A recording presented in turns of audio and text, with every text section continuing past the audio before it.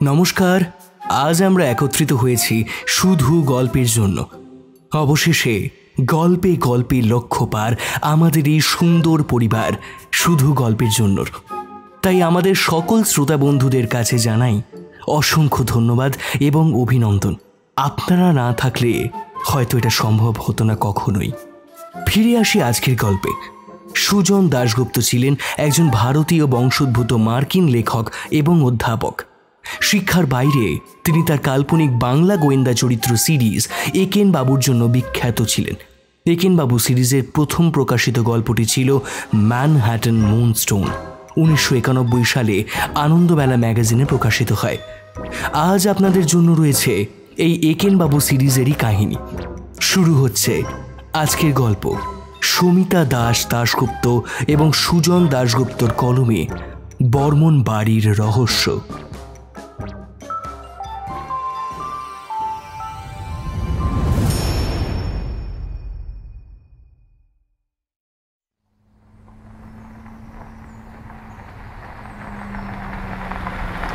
হুগলির খন্নান স্টেশনের কাছে ছোট্ট একটা আধা গ্রাম টালিগড়।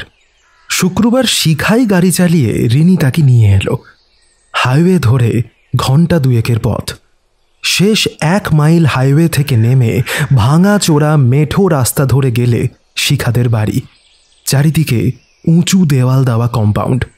ভেতরে ঢোকা আর বেরোনোর জন্য গ্রিল দেওয়া দুটো আলাদা গেট। দুটোই বন্ধ, কিন্তু তালা দেওয়া নেই। গেটের সামনে গাড়ি দাঁড় করিয়ে হর্ন দিয়েও কোনো লাভ হলো না। শেষমেশ শিখা নিজেই মেন গেট খুলতে গেল। রিনিতাও নামলো গাড়ি থেকে। লাল রঙের ইউ শেপের বিশাল দোতলা বাড়ি, বলতে গেলে প্রাসাদ। একতলার দুটো উইংয়ে বোধহয় রিপেয়ারিংয়ের রঙের কাজ চলছে। ভেতরের প্রধান অংশের কাজ মোটামুটি শেষ। সেখানে বারান্দায় ওঠার চওড়া সিঁড়ি। সাইড বারান্দাতেও সিঁড়ি আছে, তবে সাইজে ছোট। বাড়ির সামনে চত্বরের মাঝখানে একটা ফোয়ারা। জল পড়ছে না। দুদিকে দুটো ভাস্কর্য। এককালে হয়তো মোহিনী নারী মূর্তি ছিল, এখন খুঁটিয়ে না দেখলে লিঙ্গ বোঝা দুষ্কর। দুটোতেই সংরক্ষণের অভাব প্রকট। চত্বরটা সবুজহীন। ঘাস থাকলে জায়গাটা খুবই সুন্দর লাগতো, কিন্তু এত বড় কম্পাউন্ড আর বাড়ি ঠিকঠাক রাখা কম খরচের ব্যাপার নয়। এ অঞ্চলে সবাই বোধহয় বাড়িটাকে টালিগড়ের রাজবাড়ি বলে। কাঁচা রাস্তায় গাড়ি থেকে নেমে মেয়ে ড্রাইভার গেট খুলছে দেখে কৌতূহলী জনতা ভিড় করল। তাদের মধ্যে একজন বয়স্ক লোক শিখাকে চিনতে পেরে এগিয়ে এলো। দিদিমণি এসেছেন যে? যান যান, সোজা যান, আমি গেটটা বন্ধ করে দেবো। এই সর দেখি, যেতে দে দিদিমণিতে, যেতে দে। ভিড় করছিস কেন? এল্লুতে সব গাড়িগুলো রাজবাড়িতে ঢুকবে। সর সর সর, সরলে। বকুনিতে কাজ হলো। ওদের কাটিয়ে গাড়ি কম্পাউন্ডে ঢুকিয়ে দুজন নামলো। রিনিতা বলল, এই শিখা, তোর বাবা যে রাজা ছিলেন বলিসনি তো আগে? আরে না না, ওসব বাজে কথা। তবে হ্যাঁ, শুনেছি উত্তরবঙ্গে নাকি ঠাকুরদা তার বিশাল জমিদারি ছিল। তিনি বাড়িটা বানিয়েছেন। মানে অধস্তন 14 না হলেও 3 পুরুষকে উচ্ছন্নে দিয়ে গেছেন। ঠাকুরদার বাবা কাকারা সারা জীবন কিচ্ছু করেননি। ঠাকুরদা আর ওর ভাইয়েরাও তাই। 2 পুরুষ শুধু টাকা উড়িয়েছেন। ফলে বাবাকে রোজগার করে খেতে হয়েছে। সারা জীবন ওকালতি করেছেন। তবে কি জানিস, রোজগারের বেশিরভাগই ঢেলেছেন এই বাড়ির পেছনে। Total West. কিন্তু বাবার ওই অবসেশন। তা বলছিস কেন? এরকম দারুণ একটা বাড়ি মেনটেন তো করতেই হবে। আমার তো মনে হয় হোটেল হিসেবে দারুণ হবে বাড়িটা। ধর, কে আসবে এই ধারে গোবিন্দপুরে ছুটি কাটাতে? ধর, গঙ্গার পাশে টাশে হলে তবু একটা কথা ছিল। কেন রে? সিনেমা টিভি শুটিংয়ের জন্য তো দারুণ লোকেশন। দাদাকে বলিস, খুশি হবে। দাদা তো সবসময় সুযোগ খোঁজে প্রমোটারদের হাতে বাড়ি তুলে দেবার। তবে সাবধান, বাবাকে ঘুণাক্ষরে বলতে যাস না, সঙ্গে সঙ্গে তোকে গালাগাল দিয়ে তাড়িয়ে দেবে। প্রাণ থাকতে এই বাড়ি হাতছাড়া করবে না বাবা। কত যে অশান্তি হয় এ নিয়ে। উফ। কথা বলতে বলতে ওরা সামনের বারান্দায় পৌঁছলো। রিনিতা এই প্রথম এমন একটা পুরনো বাড়িতে এলো। কত বয়স হবে রে এটা? 150-র বেশি তো হবেই। ওরে বাস! তবে বাইরে থেকে বাড়িটা রিনিতার যত সুন্দর লাগছিল, বারান্দায় উঠে মোহভঙ্গ হলো তার। পুরো বারান্দা চুন আর সিমেন্টের ধুলোয় ভর্তি। রিপেয়ারের পর ভালো করে ঝাঁট পড়েনি। উঁচু ছাদের নিচে ঘুলঘুলির ফাঁকে ফাঁকে পায়রার বাসা, তারাও যত্রতত্র নোংরা করেছে। ওর মনোভাব আন্দাজ করে শিখা গজগজ করল। না, নিচের তলায় কেউ থাকে না, সবাই দোতলায় থাকে। তাও এত রংচং কেন করতে হবে জানি না বাবা। রিনিতার মনে হলো এই বিশাল অঙ্কের ব্যয় নিয়ে শিখার নিশ্চয়ই দুশ্চিন্তা হচ্ছে। ওর বাবা নাকি আর সব দিকে কৃপণতা করে টাকা ঢালেন এই বাড়ি সংরক্ষণে। রিপেয়ার চলছে, তবে মিস্ত্রি কাউকে দেখা গেল না। বোধহয় এখন ছুটি। সামনের দোতলায় উঠবার সিঁড়ি। দোতলার বারান্দাটা পরিষ্কার পরিচ্ছন্ন। বারান্দার পাশে সার দিয়ে অজস্র ঘর, গোটা 8-10 তো হবেই। পাশের দুটো উইং মিলিয়ে আরও গোটা 12। ওদের আসার কথা শিখা বলেই রেখেছিল। দিদিমণিকে দেখে কাজের লোক গোপাল ছুটল নিচে গাড়ি থেকে সুটকেস আনতে। এমনিতে গাড়িটা টালিগড়ের বাড়িতেই থাকে, শুধু শিখা কলকাতায় এলে ওর কাছে পাঠিয়ে দেওয়া হয়। শিখার বাবা তুঙ্গনাথ বর্মন গাড়ি চালান না। দাদা ঋদ্ধি আগে গাড়ি খুব ব্যবহার করত, কিন্তু একবার বড় সড়ো অ্যাক্সিডেন্ট করার পর থেকে তুঙ্গনাথ বাবু তার গাড়ি চালানোর অধিকার কেড়ে নিয়েছেন। একজন পার্ট টাইম লোকাল ড্রাইভার আছে, দরকার হলে তুঙ্গনাথ তাকে ডাকেন। ড্রাইভার কাছেই থাকে। বাড়িতে কাজের লোক বলতে গোপাল আর তার মাঝবয়সী রাধুনী কল্পনা। এ বাড়িতে গোপাল কাজ করছে অনেক দিন। বাড়ির পেছনে ছোট আউট হাউসে থাকে সে। বাড়ির মধ্যে কল্পনার একটা থাকার জায়গা আছে, কিন্তু সাধারণত সেখানেও থাকে না। সকাল সকাল আসে আর 8টা নাগাদ পাশের গ্রামে নিজের বাড়ি চলে যায়। এরা ছাড়া এই বিশাল বাড়িতে রয়েছে মাত্র 3টি প্রাণী: শিখার বাবা, মা আর দাদা ঋদ্ধি। শিখার চেয়ে ওর দাদা বছর 3-এর বড়। রিনিতা ভাবল কলকাতা ছেড়ে ঋদ্ধি এই পাড়া গায়ে পড়ে আছে কেন। শেষে শিখাই সে রহস্য উদ্ঘাটন করল। আসলে কি জানিস তো, ঠাকুরদার রক্ত দাদা পেয়েছে, দেদার খরচ করে। ফলে বুঝেছিস তো, অজস্র পাওনাদার, তাদের হাত থেকে বাঁচতে পালিয়ে এসেছে। আচ্ছা, আবার তুই এসব টাকা ধার দিতে যাস না ওকে কিন্তু, কেমন? বন্ধুকে এই অদ্ভুত সতর্কবাণী দেওয়ার যৌক্তিকতা শিখার আছে। এর আগে ওর 2-1 বন্ধুর কাছে ঋদ্ধি টাকা ধার করেছিল। লজ্জায় পড়ে শিখাকেই পরে সেই দেনা শোধ করতে হয়েছে। এতে বোনের কাছে ঋদ্ধি এতটুকুও লজ্জা প্রকাশ করেনি। কি আর বলি, এর মধ্যে আরও একটা কাণ্ড ঘটিয়েছে দাদা। বাড়িতে কাউকে না জানিয়ে বিয়ে করে বসে আছে। উফ, হয়তো তার ধার শোধ করতে পারেনি বলেই। ছি ছি ছি। তুই দেখেছিস বৌদিকে?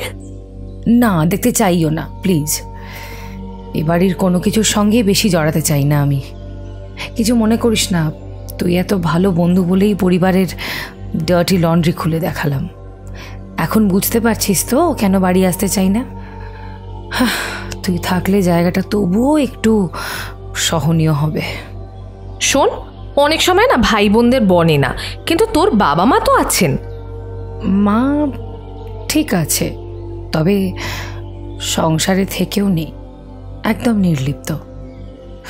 আর বাবা ইজ জাস্ট ইম্পসিবল, শুধু বাড়ি আর বাড়ি। উফ, মাথায় না খালি খালি টাকা জোগাড়ের চিন্তা, সংসারের জন্য নয়, এই এই বাড়ি কি করে রক্ষা করবেন সেই জন্য। অ্যাজ ইফ আমরা যেন সব ফালতু।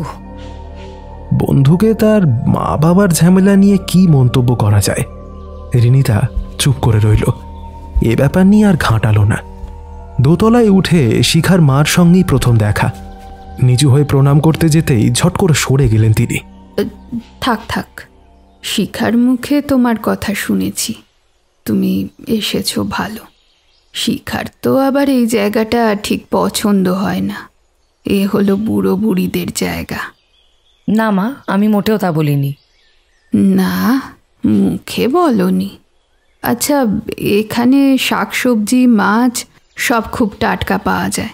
যা খেতে ইচ্ছে করবে কল্পনাকে বলবে, ও করে দেবে।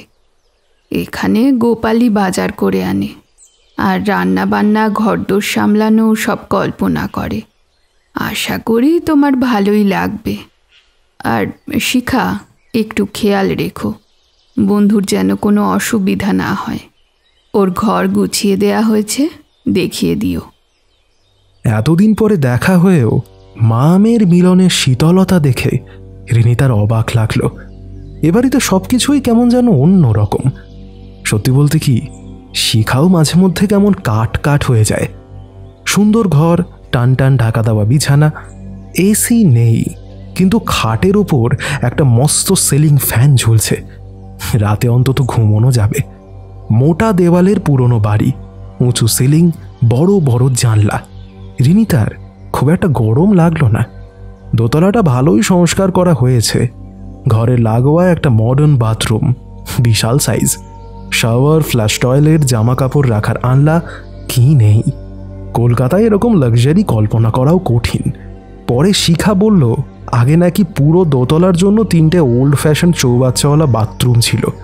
বছর 8 আগে তুঙ্গনাথ যখন রিটায়ার করে এখানে এসে থাকার প্ল্যান করেছিলেন, তখন বাড়ির 4 সদস্যের ঘরের পাশে একটি করে বাথরুম করে ফেলা হয়েছে।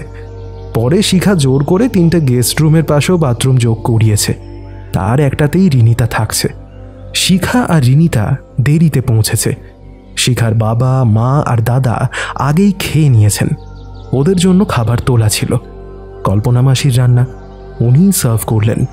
শিখার বাবা তুঙ্গনাথ বা দাদা ঋদ্ধির দেখা পাওয়া গেল না। মাও নিজের ঘরে। খাবার পরে শিখা ঘুরে ঘুরে রিনিতাকে বাড়িটা দেখালো। তারপর বিকালের রোদ একটু পড়তেই গাড়ি নিয়ে বেরিয়ে পড়ল 2 বন্ধু। কাছেই একটা ফার্ম হাউস আছে। এক জার্মান সাহেব তার বাঙালি স্ত্রীকে নিয়ে একটা ভেঞ্চার শুরু করেছে। কিছু লোকাল মেয়ে তাতে কাজ করে। একটা আউটলেটে বিক্রি হচ্ছে তাদের তৈরি আচার, কাসুন্দি, আমসত্ত্ব, সস। কিছুক্ষণ ওখানে কাটিয়ে এদিক ওদিক ঘুরতে ঘুরতে অন্ধকার হয়ে গেল। বর্মন বাড়িতে রাতের খাওয়া দাওয়া হয় তাড়াতাড়ি। তার কারণ বোধ হয় কল্পনা মাসির বাড়ি যাওয়ার তাড়া। সেই ডাক দিয়ে সবাইকে টেবিলে নিয়ে এলো। ডিনারে সবার সঙ্গে দেখা হলো রিনিতার। ঋদ্ধি আগ বাড়িয়ে ভাব জমাবার চেষ্টা করছিল, কিন্তু শিখার সাবধানবাণী মনে পড়ায় রিনিতা সতর্কভাবে উত্তর দিল। শিখার মা মুখ বুজে খেয়ে যাচ্ছেন। ওর সঙ্গে 1-2 ছাড়া শিখা কারোর সঙ্গে কথা বলছে না। বাবা আর ছেলের মধ্যে যে খুচরো বাক্যালাপ চলছে তাতে টেনশন স্পষ্ট। এমন অস্বস্তিতে রিনিতা বেশি পড়েনি। মনে হলো তুঙ্গনাথ বাবু কিছু নিয়ে বেশ চিন্তিত। আলাপ হবার পর, তুমি শিখার বন্ধু, কি করো, কোথায় থাকো টাইপের কয়েকটা প্রশ্ন করলেন বটে, কিন্তু উত্তরগুলো কানে গেল কিনা বোঝা গেল না। খাওয়া প্রায় শেষ হব হঠাৎ উনি ঘোষণা করলেন, আজ রাতে একটা ছেলে আসবে, এই বাড়িতে কদিন থাকবে। এত রাতে? ঋদ্ধি অবাক হয়ে প্রশ্ন করল। যেখান থেকে আসছে সেখান থেকে চট করে আসা যায় না। কাল এলেই পারত। তোমাদের কোনো অসুবিধে আছে? আজ রাতে তো খাবে না। আর আমি কল্পনাকে বলেছি ঘর গুছিয়ে রাখতে। তোমাদের চিন্তা কিসের? সামলায় তো কল্পনা। ওর কথায় স্ত্রী আর ছেলের মতামতের প্রতি অবজ্ঞা দেখলেই বোঝা যায় যে তুঙ্গনাথ কারোর কথা শুনে চলতে অভ্যস্ত নন। তবে রিনিতা যতটুকু দেখেছে, কল্পনাই যে সবকিছু সামলায় সেটাও ঠিক। বাস্তবে কি সত্যি অত্যন্ত এফিশিয়েন্ট মহিলা। বাড়ির সবাইকে বকাঝকা করে সোজা রেখেছে। এমনকি তুঙ্গনাথেরও নিষ্কৃতি নেই। এবার সে আপত্তি জানালো। তুঙ্গনাথের খাওয়া শেষ হয়ে গিয়েছিল। উনি উঠে চলে গেলেন। কল্পনা দেখছি সব খবরই রাখে। মনে মনে ভাবল রিনিতা। এই ঝড় বৃষ্টির খবর রিনিতাও বিকেলে ফোনে পেয়েছে। গতকাল পর্যন্ত সেটা ধীরে ধীরে এগোচ্ছিল উড়িষ্যার দিকে। হঠাৎ দিক পরিবর্তন করে 3-4 দিনের মধ্যে এদিকে ধেয়ে আসবে মনে হচ্ছে। প্রেডিকশন হলো ঝড়ের পূর্ণ দাপটে বাতাসের বেগ ঘন্টায় 100 কিলোমিটার পর্যন্ত হতে পারে। তার মানে এই তাণ্ডবে পুরো জায়গাটাই ওলটপালট হয়ে যাবে। হালকা ফোর্সে এলেও বৃষ্টির জন্য রাস্তাঘাটে জল জমবে। খবরটা পেয়ে অবধি রিনিতার মনে ঘুরে চলেছে আশঙ্কা, সে ফিরবে কি করে। শিখা অবশ্য বলেছে থেকে যেতে, ঝড় চলে গেলে দুজনে একসাথে কলকাতায় ফিরে যাবে। রিনি তার সেটা পছন্দ হচ্ছে না। এই একদিনেই টেনশনপূর্ণ আবহাওয়ায় পুরনো বাড়ি দেখার কৌতূহল তার উবে গেছে। শিখাকে তো বলতে পারবে না ফেরত দিয়ে আয়। রিনিতা ঠিক করলো ঘরে গিয়ে কানুদাকে ফোন করে বলবে এখান থেকে ফেরার ব্যবস্থা করতে। ওরই মামাতো দাদাটি অসম্ভব করিতকর্মা। বাইরে থেকে দেখতে ভিজে বেড়াল, নেলা খাবা কিংবা খামখেয়ালি মনে হতে পারে, কিন্তু তার মস্তিষ্ক চলে ক্ষুরোধার ছুরির মতো। সে ঠিক কিছু না কিছু ব্যবস্থা করবে। কানুদা আজকাল প্রায় সময়ই নিউ ইয়র্কে থাকে, এখন দেশে এসেছে, এইটুকু কাজ করতে ওকে বলাই যায়। রিনিতা ঠিক করলো তাড়াতাড়ি ফোন করে ফেরার প্ল্যান করে ফেলবে সে। ঝড়ের সেলফোনের টাওয়ার পরে সিগন্যাল উড়ে গেলেই চিত্তির, তখন সব কমিউনিকেশন বন্ধ। খাবার টেবিল থেকে বাবা চলে যেতেই ঋদ্ধি বলে ওঠে, ভীমরতি হয়েছে? কোথাকার কোন লোককে এই দুর্যোগের মধ্যে আসতে বলেছে? একে পুরনো বাড়ি, 100 কিলোমিটার বাতাসের ধাক্কায় ধসে পড়ে কিনা ঠিক নেই। হ্যাঁ মা, তুমি বাবাকে চাপ দাও, এখনো সময় আছে, সময় থাকতে থাকতে প্রমোটারকে বাড়িটা দিয়ে দিক, টাকা ফ্ল্যাট দুটোই পাবো। আমি চিনি কয়েকজনকে, একজন তো কয়েকদিন বাদই তো বাড়িটা দেখতে আসার কথা, এখন আসতে পারবি কিনা কে জানে। হেই, বাবাকে না জানিয়ে কেন এসব করতে গেছিস? আরে না না, আসবে আমার বন্ধু হয়ে, বাড়িটা দেখে নিয়ে একটা আইডিয়া দেবে কত টাকা পাওয়া যায় এই বাড়িটা থেকে। কন্ট্রাক্ট নিয়ে পরে কথা হবে। তাতে লাভটা কি? বেঁচে থাকতে বাবা থোড়াই বাড়ি ছাড়বে, শুধু শুধু ঝামেলা পাকাচ্ছিস। ঝামেলা? ঝামেলা আবার কি? বাড়ি তো নয়, একটা হাতি পোষা, আর টাকার জন্য তো বাবা সবসময় খিচিয়ে থাকে। তোমাদের এসবের মধ্যে আমি নেই কল্পনা। লোকটা কোথায় শোবে ঠিক করেছো কিছু? বাবুর অফিসে অতিথি ঘরে গো, বাবুই বলে দিচ্ছে, দিদিমণিদের পাশটিতে আর দিলাম না। ও, বাবু বলে দিয়েছে? তাহলে তো আর কোনো কথাই নেই। ঠিক আছে। আর শোনো কল্পনা, বাড়িতে বলে এসো কাল থেকে এখানেই থাকবে। ঝড় বৃষ্টি আসছে, অতিথি আসছে, আমাদের দরকার হবে। কল্পনা উত্তর দিল না, কিন্তু প্রস্তাবটা যে ওর মনোপুত নয় তা মুখ দেখেই বোঝা গেল। রিনিতা ভাবল কাল আর আসছে কল্পনা। ডিনার পর্ব শেষ। ঘরে গিয়ে কানুদাকে ফোন করলো রিনিতা।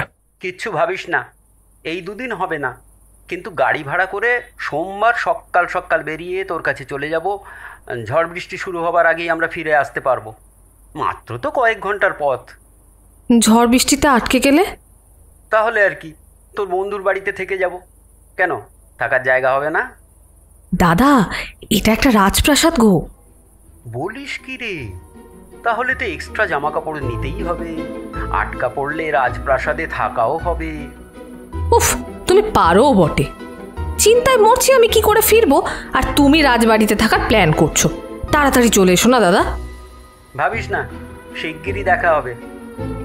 যাক, কিছুটা শান্তি। কানুদা এত অ্যাকোমোডেটিং, রিনিদা জানতো একটা সুরাহা করবেই। মোবাইলে মেসেজ নোটিফিকেশন বাজলো জলতরঙ্গের শব্দে। এত রাতে কার মেসেজ? রিনিতা ফোন তুলে দেখল অফিস থেকে নির্দেশ এসেছে, একটা জরুরি কাজ দ্রুত শেষ করে পাঠাতে হবে। ছুটিতে এসেও মুক্তি নেই। ভাগ্যিস বুদ্ধি করে ল্যাপটপটা সঙ্গে এনেছে। এখানে ওয়াইফাই নেই, তবে মোবাইলের সিগন্যাল আছে, তাই দিয়েই নেটের কাজ মোটামুটি চলে যাবে। এত রাতে না, কাল সকাল থেকেই কাজে লাগতে হবে। তার ফাঁকে ফাঁকে সামান্য ঘুরে দেখা। রিনিতা ওয়েদার আপডেট দেখল। মঙ্গলবারই ঝড় আসছে, বিকাল বা রাতের দিকে। তবে আসার গতিটা একটু বেড়েছে। পরশু যেও চলে যাবে সেটা শিখাকে জানানো দরকার। হঠাৎ এই চেঞ্জ অফ প্ল্যানে রাগ না করে। অফিসের কাজটা ঠিক সময় এসে পড়েছে, সেটার অজুহাত দেখানো যাবে। কাজের প্রেশার শিখা বুঝবে। ঘর থেকে বেরিয়ে বারান্দায় এসে রিনিতা দেখল শিখা একজন অচেনা লোকের সঙ্গে দাঁড়িয়ে কথা বলছে। শিখাই পরিচয় করিয়ে দিল, ভদ্রলোকের নাম সত্য। এর কথাই কিছুক্ষণ আগে খাবার টেবিলে তুঙ্গনাথ বলেছিলেন। তুঙ্গনাথের সঙ্গে দেখা করতে এসেছেন, দিন কয়েক থেকে চলে যাবেন। অতিথিকে শিখার সঙ্গে আলাপ করিয়ে তুঙ্গনাথ শুতে চলে গেছেন। এখন শিখার দায়িত্ব নতুন অতিথিকে সবকিছু দেখিয়ে দেওয়া। ভদ্রলোক খুবই সুদর্শন, বয়সে শিখার চেয়ে একটু ছোটই হবেন, মার্জিত কথাবার্তা। রিনিতার মনে হলো নবাগতের সঙ্গে গল্প করতে শিখার খুব একটা খারাপ লাগছে না। সেখানে না দাঁড়িয়ে থেকে শিখাকে জানালো রিনিতা, সোমবার চলে যেতে হবে রে, কাজ পাঠিয়েছে রাও সাহেব। তাছাড়া যা ঝড় বৃষ্টি আসছে, না গেলে আটকে পড়ব। এই তুই যাবি কি করে? এক্ষুনি কানুদাকে ফোন করলাম, গাড়ি করে এসে নিয়ে যাবে। কানুদা? তোকে বলিনি ওর কথা? আরে আমার মামা তো দাদা একেন্দ্র সেন। আমাকে নিয়ে যাওয়ার চেয়ে রাজবাড়ি দেখতে উনি বেশি উৎসাহী। বেশ ভালোই হলো, আমিও ফিরে যাব তোর সঙ্গে। অফিসের প্রচুর কাজ ফেলে এসেছি। এখানে নেট তো ঈশ্বরের মতো, মাঝে মাঝে তব দেখা পাই। তোর দাদার গাড়িতে জায়গা হবে তো? এই ঝড় বৃষ্টিতে বাবা গাড়ি নিতে দেবে না আবার। নিশ্চয়ই হবে, আমরা তো শুধু দুজন থাকবো। নতুন অতিথি বললেন, ইস, পারলে আমিও একটা রাইড নিতাম, কিন্তু আমি তো থাকি উল্টো দিকে, সেই রামপুরহাট। কি মুশকিল বলুন তো, গায়ে গঞ্জে ঝড় বৃষ্টি শুনলেই পিলে চমকে যায় একেবারে। কিন্তু আপনি তো একটা কাজ নিয়ে এসেছেন, সেটা হয়ে যাবে? না, তেমন বিশেষ কোনো কাজ নয়। রিনিতা যখন শুতে গেল, সত্য আর শিখা তখনও বারান্দায় দাঁড়িয়ে কথা বলছে। ঘরে ঢুকে রিনিতা দেখল এর মধ্যে ঢাকা সরিয়ে পরিপাটি বিছানা পাতা। টেবিল ল্যাম্পের পাশে নাইট স্ট্যান্ডে এক গ্লাস জল লেসার ঢাকা দিয়ে রাখা। সব কাজে যত্নের ছাপ। ঘর থেকে মুখ বাড়িয়ে শিখাকে সেটা বলতেই মুচকি হেসে বলল, ভাবিস না রে, কল্পনা মাসি সকালে বেডটিও দিয়ে যাবে। বেডটি ছাড়া আমরা কেউ বিছানা ছাড়ি না।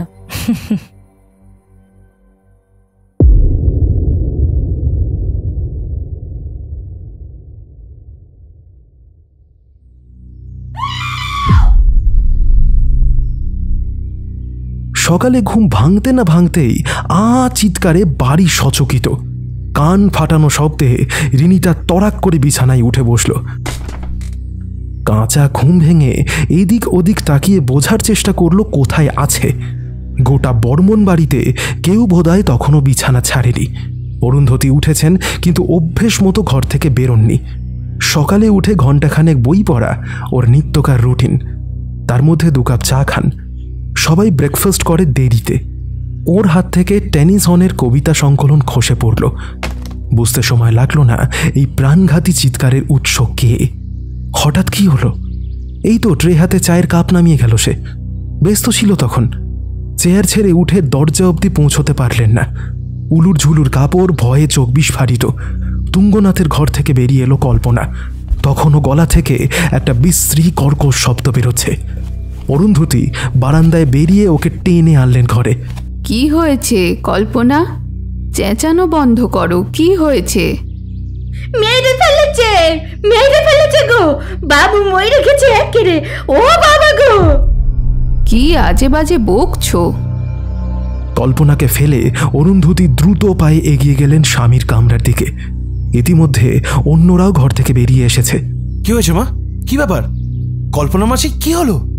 অরুন্ধতী উত্তর দিল না। এগিয়ে চললেন হ্যামেলিনের পাইট পাইপারের মতো। ওর পেছনে ঋদ্ধি, শিখা আর রিনিতা। উল্টো দিক থেকে এগিয়ে এলেন সেই রাতের নবাগত। অরুন্ধতী ঘরে ঢুকলেন। অন্যরা ভিড় করে দাঁড়ালো তুঙ্গনাথের ঘরের দরজার সামনে। রিনিতা উঁকি মেরে দেখল চোখ বন্ধ করে পড়ে আছেন তুঙ্গনাথ। কি হয়েছে? হার্ট অ্যাটাক না স্ট্রোক? মারা গেছেন না এখনো প্রাণ আছে? টেবিলে রাখা জলের গ্লাস তুলে চোখে মুখে জল ছিটাতে লাগলেন অরুন্ধতী। শিখা কোত্থেকে একটা পাখা জোগাড় করে মাথায় হাওয়া দিতে লাগলো। বাবা, বাবা, বাবা, কি হয়েছে? কোনো সাড়া নেই। রিনিতা যখন নিশ্চিত যে সব শেষ, একটা বড় নিঃশ্বাসের মতো শব্দ কানে এলো।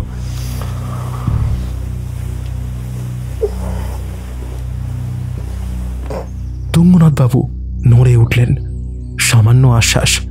কিছুক্ষণের মধ্যেই চোখের পাতা কেঁপে উঠল ওর। কিছুক্ষণ পরে চোখ মেললেন তুঙ্গনাথ বর্মন। কি হয়েছিল তোমার? ও বাবা, শরীর কি খুব খারাপ লাগছে বাবা? এই দাদা, একজন ডাক্তার ডাক না। হাত নেড়ে তুঙ্গনাথ অপেক্ষা করতে বললেন সবাইকে। ফ্যাসফ্যাসে গলায় জল চাইলেন। সঙ্গে সঙ্গে ঠোঁটের কাছে জল তুলে দিলেন অরুন্ধতী। দু ঢোক খেয়ে তুঙ্গনাথ বললেন, ডাক্তার ডাকার দরকার নেই,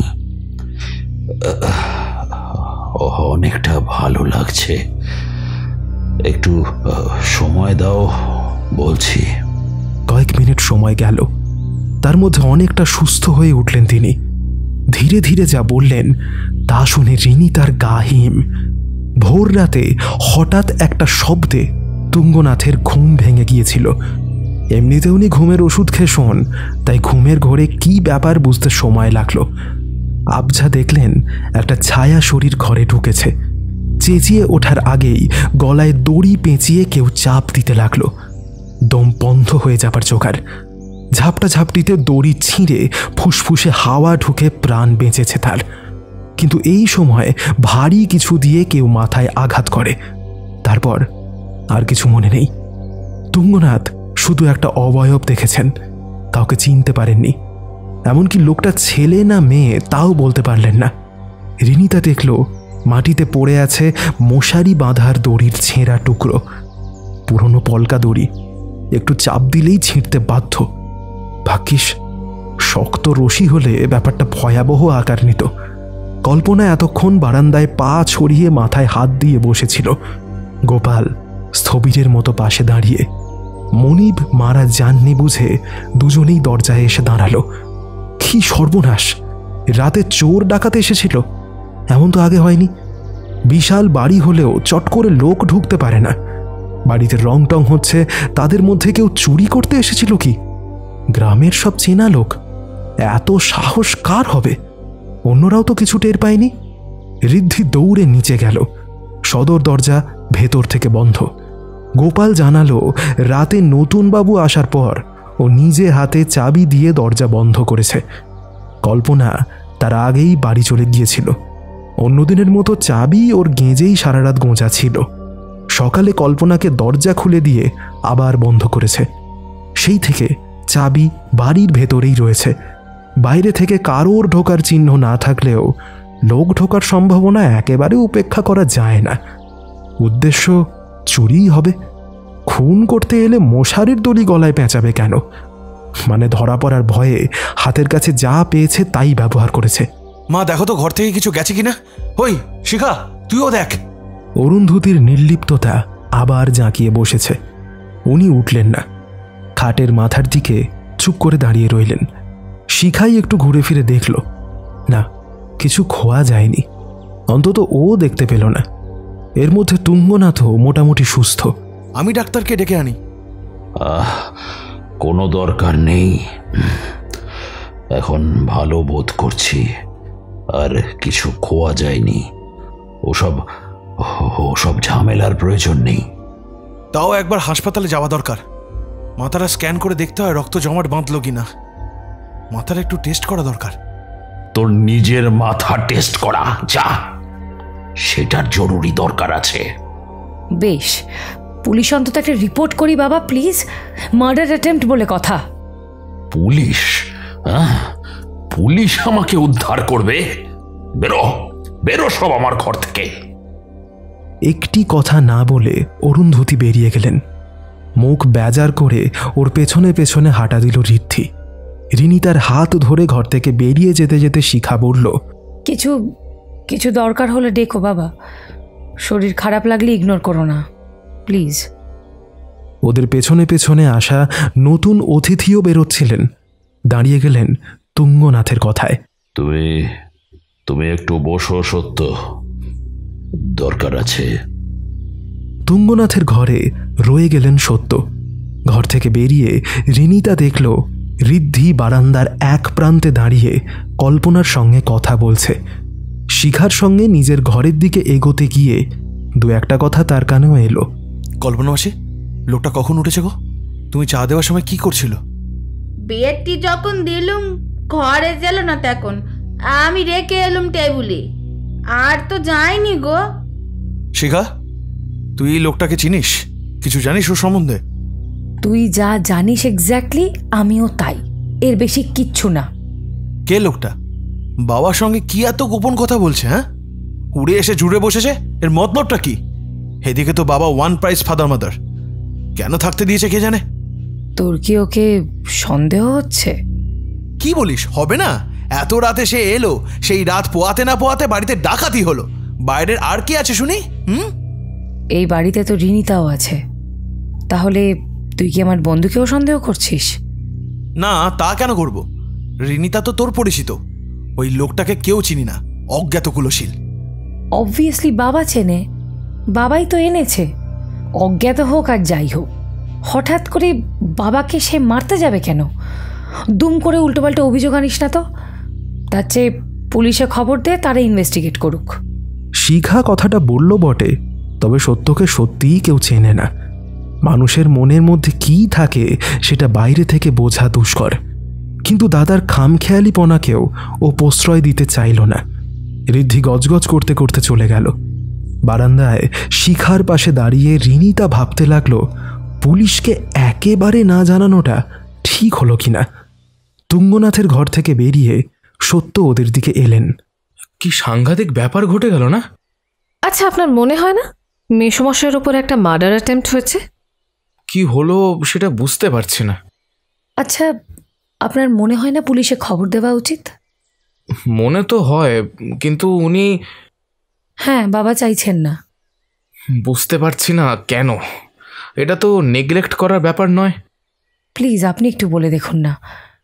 এ নিয়ে আমরা বলতে গেলেই তো উনি খুব বিরক্ত হচ্ছেন। আমি তো বাইরের লোক, আমার কথা কি শুনবেন? ঘণ্টাখানেকের মধ্যে কল্পনা সবাইকে খেতে ডাকল। এমনিতে সকাল 8:30টায় ব্রেকফাস্ট হয়ে যায়, সকাল 8টায় জলখাবার আর রাত্রি 7:30টায় ডিনার। এই দুটো সময় বর্মন বাড়িতে বাঁধা, এর অন্যথা হয় না। আজ উত্তেজনায় দেরি হয়েছে। রিনিতা খাবার ঘরে পৌঁছে দেখল তুঙ্গনাথ আর সত্য ছাড়া সবাই হাজির। বাবা কি আসবেন নাকি ঘরে খাবেন? বাবু আসছে গো। আর বাবার গেস্ট? সে বাবুর সঙ্গে গল্প বলছে, দুইজনে আসছে। ঋদ্ধির চোখে মুখে অসন্তুষ্টি পরিষ্কার, তবে ওর বিরাগের কারণও আছে। স্ত্রী ছেলে মেয়েদের ঘর থেকে তাড়িয়েছেন, কিন্তু সত্যের সঙ্গে কথা বলতে তুঙ্গনাথের অসুবিধে নেই। অরুন্ধতী দেবীর অভিব্যক্তিতে পরিবর্তন ঘটল না, তবে মুহূর্তের জন্যে চোখে যেন একটু ঝিলিক খেলল। কয়েক মিনিট বাদেই তুঙ্গনাথ ঘরে ঢুকলেন, সঙ্গে সত্য। খাওয়া শুরু হতে ঋদ্ধি ভাববাচ্চে সবার উদ্দেশ্যে বলল, আমি পুলিশে খবর দেবো বলে ঠিক করেছি। মায়ের সঙ্গে কথা বলেছি। বাবা ব্যাপারটা উড়িয়ে দিতে পারে, কিন্তু এটা বাড়ির সবার পক্ষেই ভয়াবহ। আজ বাবাকে আক্রমণ করেছে, কাল মাকে করতে পারে। আমি বা শিখাও এই খুনির টার্গেট হতে পারি। কে এই কাজটা করেছে বের না করা পর্যন্ত আমরা কেউই এখানে নিরাপদ নই। হয়তো আরও কিছু বলতো, কিন্তু তুঙ্গনাথের চোখে চোখ পড়ায় থমকে গেল। তুঙ্গনাথ ক্রূর চোখে ঋদ্ধির দিকে তাকালেন। তোমাকে এখানে কেউ ধরে রাখেনি। এত ভয় করলে যেখানে ইচ্ছে গিয়ে থাকো, পুলিশ এ বাড়িতে আসবে না। আমার কথার যেন অন্যথা না হয়। বাবার কঠোর কথায় ঋদ্ধি রীতিমতো হকচকিয়ে গেল। অন্য সকলেও অস্বস্তিতে। শুধু অরুন্ধতী দেবী চোখ নিচু করে খেয়ে চললেন। রিনিতার ভীষণ বিশ্রী লাগছিল এই পারিবারিক টেনশনের মধ্যে বসে থাকতে। খাবার ইচ্ছে তার একেবারেই নেই। দাদা তুই চুপ কর, খাবার টেবিলে এসব আলোচনা না করলেই নয়। ঋদ্ধি প্রসঙ্গটা আর উত্থাপন করল না বটে, কিন্তু ভ্রু কুঁচকে রইল। প্রায় নিঃশব্দেই ব্রেকফাস্ট শেষ করল সবাই। খাবার শেষে রিনিতাকে বলল শিখা, আজকেও আবহাওয়া ঠিকই আছে, চল তোকে বেড়াতে নিয়ে যাই। কাছেই একটা গ্রামীণ শিল্প মেলা হচ্ছে, বেশ ইন্টারেস্টিং জিনিস পাবি কিন্তু। তারপর না হয় কোথাও লাঞ্চ খেয়ে ফিরবো। তবে তোর কাজের একটু দেরি হতে পারে, তাতে অসুবিধে নেই তো? না না, চল, বেড়াতেই তো এসেছি, দেরি হলে হবে। উফ, বাড়িটা কেন অসহ্য লাগে এবার বুঝলি? মা সব কিছু থেকেই যেন আউট। বাবা আর দাদার মধ্যে কথায় কথায় ঝগড়া। উফ, কিন্তু দাদা এখান থেকে নড়বে না, পাছে বাবা ত্যায্য পুত্র করে। জাস্ট থিঙ্ক, পুরো চোখটাই সম্পত্তির দিকে। সেই ভয়ে বিয়ে করা বউকে পর্যন্ত বাড়িতে আনেনি। বাবা আর দাদা দুজনেই এত এত মার্সেনারি। এসব বলতেও ইচ্ছা করে না। দুই বন্ধু পুরো দিনটাই কাটালো আশেপাশের জায়গা দেখে। একটু দূরে গিয়ে লাঞ্চ খেলো। ফেরার পথে টিপটিপ করে বৃষ্টি শুরু। গাড়ির রেডিওতে যে খবর ওরা শুনল তা খুবই উদ্বেগজনক। ঝড় আসার গতি নাকি আরও বেড়েছে। কি করে কলকাতায় ফিরবো জানি না। কানুদা সোমবার সকালে আসার কথা। কানুদাকে নিয়ে এখানে থেকে যাবি আবার কি? জায়গার তো আর সমস্যা নেই রে বাবা। তা হোক, তোর দাদা আবার মাইন্ড না করে। এমনিতেই বাড়িতে এখন দুজন বাইরের লোক। শোন রিনিতা, বাড়িটা দাদার নয় বাবার, আর আমার অধিকার এতে এতটুকু কম হয় না। ওর সর্দারি একদম পাত্তা দিস না। আচ্ছা, তোর কানুদা কি করেন? রিনিতা সরাসরি উত্তর দিল না। কানুদা নিজের পরিচয় সবাইকে জানাতে চায় না। এমনকি বহুদিন পর্যন্ত রিনিতাও জানতো না দাদা ঠিক কি করে। একসময় পুলিশে কাজ করত, তারপরে শুনেছিল কনসাল্টিং করছে। সবে কিছুদিন হলো জেনেছে কানুদা নাকি দুর্ধর্ষ গোয়েন্দা। কিন্তু এই কথা ফাঁস করার অধিকার কি আছে ওর? কি একটা কনসাল্টিং ফার্মে কাজ করে, একটু খ্যাপাটে, উল্টোপাল্টা কথা বলে, তবে মনটা বেশ ভালো। রিনিতার বর্ণনা শুনে শিখা হেসে ফেলল। এসব কথাবার্তার মধ্যেই কানুদা মানে একেন বাবুর ফোন এলো। আরে তোদের ওখানে যাবার হঠাৎ করে একটা রাইড পেয়ে গেছি। আমার পরিচিত পুলিশেরই লোক, ওই অঞ্চলেই পোস্টেড ছিল এক সময়। রাজবাড়িটা চেনে, আমাকে নামিয়ে দেবে বলল। খন্নান থেকে ভাড়ার গাড়ি পেতে কোনো অসুবিধা হবে না, ওই জোগাড় করে দেবে। তবে সোমবারের আগে হবে না। তাহলে ওখানে তো এক রাত থাকতেই হবে। তোর বন্ধুদের অসুবিধা হবে কি? দাঁড়াও দাঁড়াও, জিজ্ঞেস করি। কার ফোন রে? আরে কানুদার একটা রাইড পেয়েছে, কালকে আসতে পারে দুপুর নাগাদ। একটু হেজিটেট করছে রাইডটা নিতে। কেন? এক রাত থাকতে হবে তো, তোদের অসুবিধার কথা ভাবছে। তবে আমি জানি কানুদার কিন্তু তোদের রাজবাড়ি দেখার খুব আগ্রহ। আর তার উপর রাজবাড়িতে আবার এক রাত থাকবে। দাদা আমার একটু ছেলে মানুষ। ও মা, বলে দে কালকেই রওনা হতে। আমার খুব ভালো লাগবে উনি এক রাত থাকলে। আর মেসোমশাই?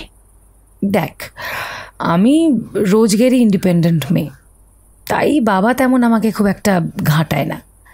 তারপর যদি শোনে ওর বাড়ি দেখার জন্য কারোর এত আগ্রহ, তাহলে তো আর কথাই নেই। আরে গেস্ট রুম ফাঁকা আছে তোর ঘরের পাশেই, আমি কল্পনা মাসিকে বলে দেব। আচ্ছা, কি খেতে ভালোবাসে তোর দাদা? এই প্লিজ দেখ, কিছু স্পেশাল করবি না।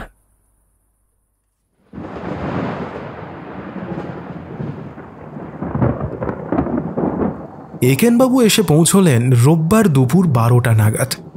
তখনও ঝড় আসেনি। আসে আসে রব চারদিকে। মনে হয় মঙ্গলবার পর্যন্ত অপেক্ষা করবে না। অল্প অল্প বৃষ্টি শুরু হয়ে গেছে অলরেডি।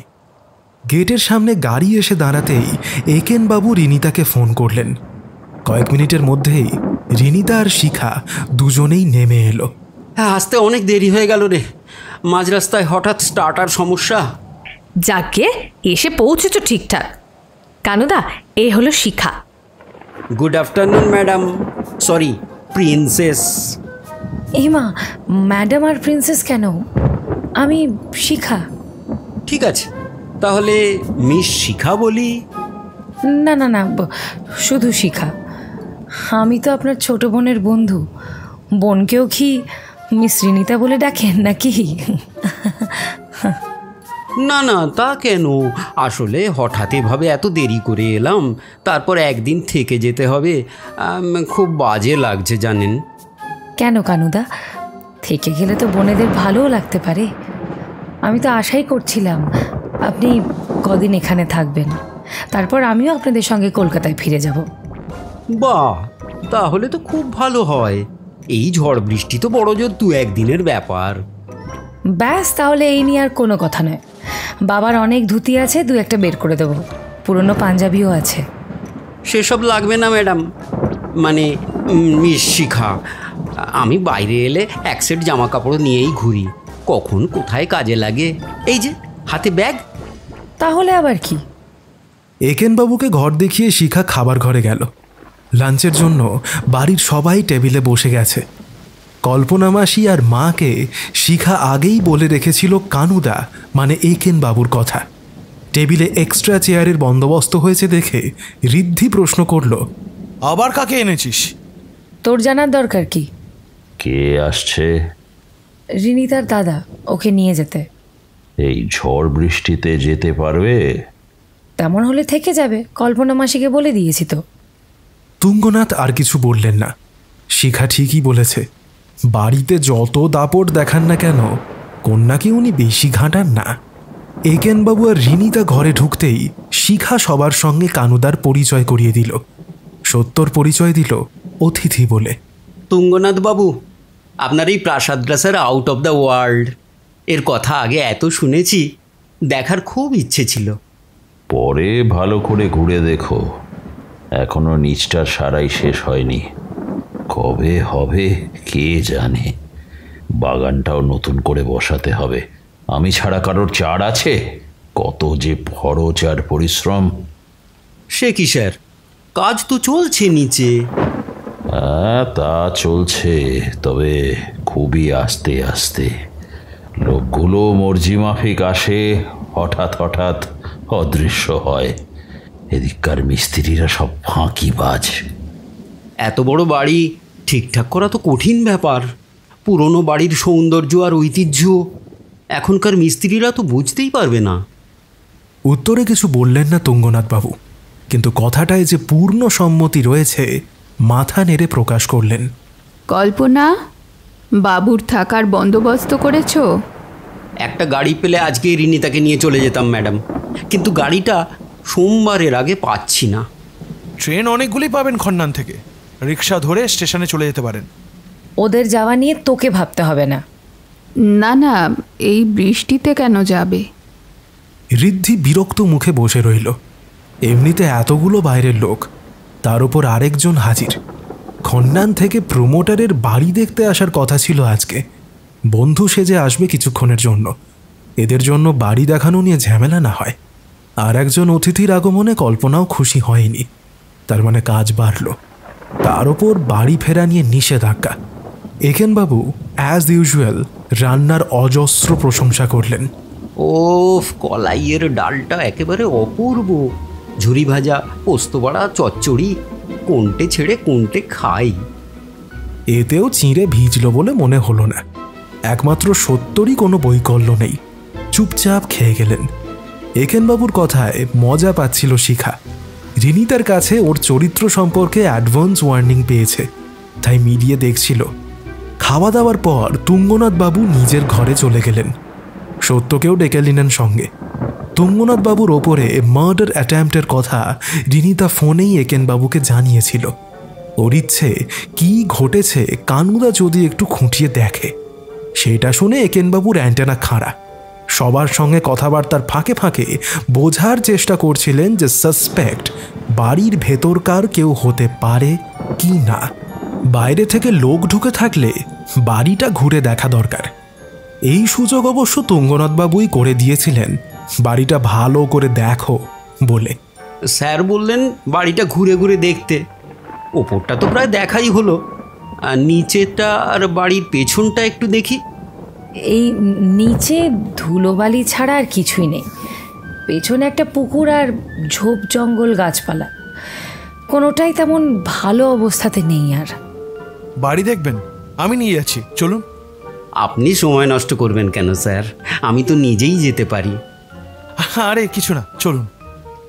ঋদ্ধির সন্দেহ হলো একেনবাবু নিশ্চয়ই প্রমোটিংয়ের সঙ্গে যুক্ত, নইলে বাড়ি দেখতে এত আগ্রহ কেন? তাছাড়া লোকটাকে একটু বাজিয়ে দেখা যাবে, তার মতিগতি কি। রিনিতা মেয়েটাকে ঋদ্ধি আগে দেখেনি, তার ক্যারেক্টারও জানা নেই। রাতে যে খুনের চেষ্টা করেছিল সে ছেলে না মেয়ে বাবা বোঝেননি। বাবা এখন আর শক্ত সমর্থ নয়। অতর্কিতে রাত্রে আক্রমণ করলে রিনিতার মতো একটা মেয়েও তাকে অবশ্যই কাবু করে ফেলতে পারে। হয়তো এখন সঙ্গীকে এনেছে তার কাজ ফিনিশ করতে। ঋদ্ধির সঙ্গে একেনবাবু নিচে গেলেন। ওকে একা পেয়ে ঋদ্ধি জিজ্ঞাসা করল, আপনি কি করেন? এক সময় স্যার কাজ করতাম, এখন স্যার খুচখাচ কনসালটেন্সি করি। কেন স্যার? না, আসলে বাড়ি দেখতে এত ইন্টারেস্ট বলে ভাবলাম হয়তো আপনি প্রমোটিংয়ের সাথে যুক্ত। আপনারা কি প্রমোটার খুঁজছেন স্যার? না, ঠিক তা নয়। এটা বিক্রি কোনো প্ল্যান বাবার আপাতত নেই, তবে দারুণ অফার পেলে কি করবেন সেটা বলা যায় না। একদিন তো স্যার আপনারাই এটার মালিক হবেন, খোঁজ খবর করে রাখা তো ভালোই স্যার। আচ্ছা স্যার, এটাই কি পেছন থেকে ঢোকার একমাত্র দরজা? হ্যাঁ, এই একটাই।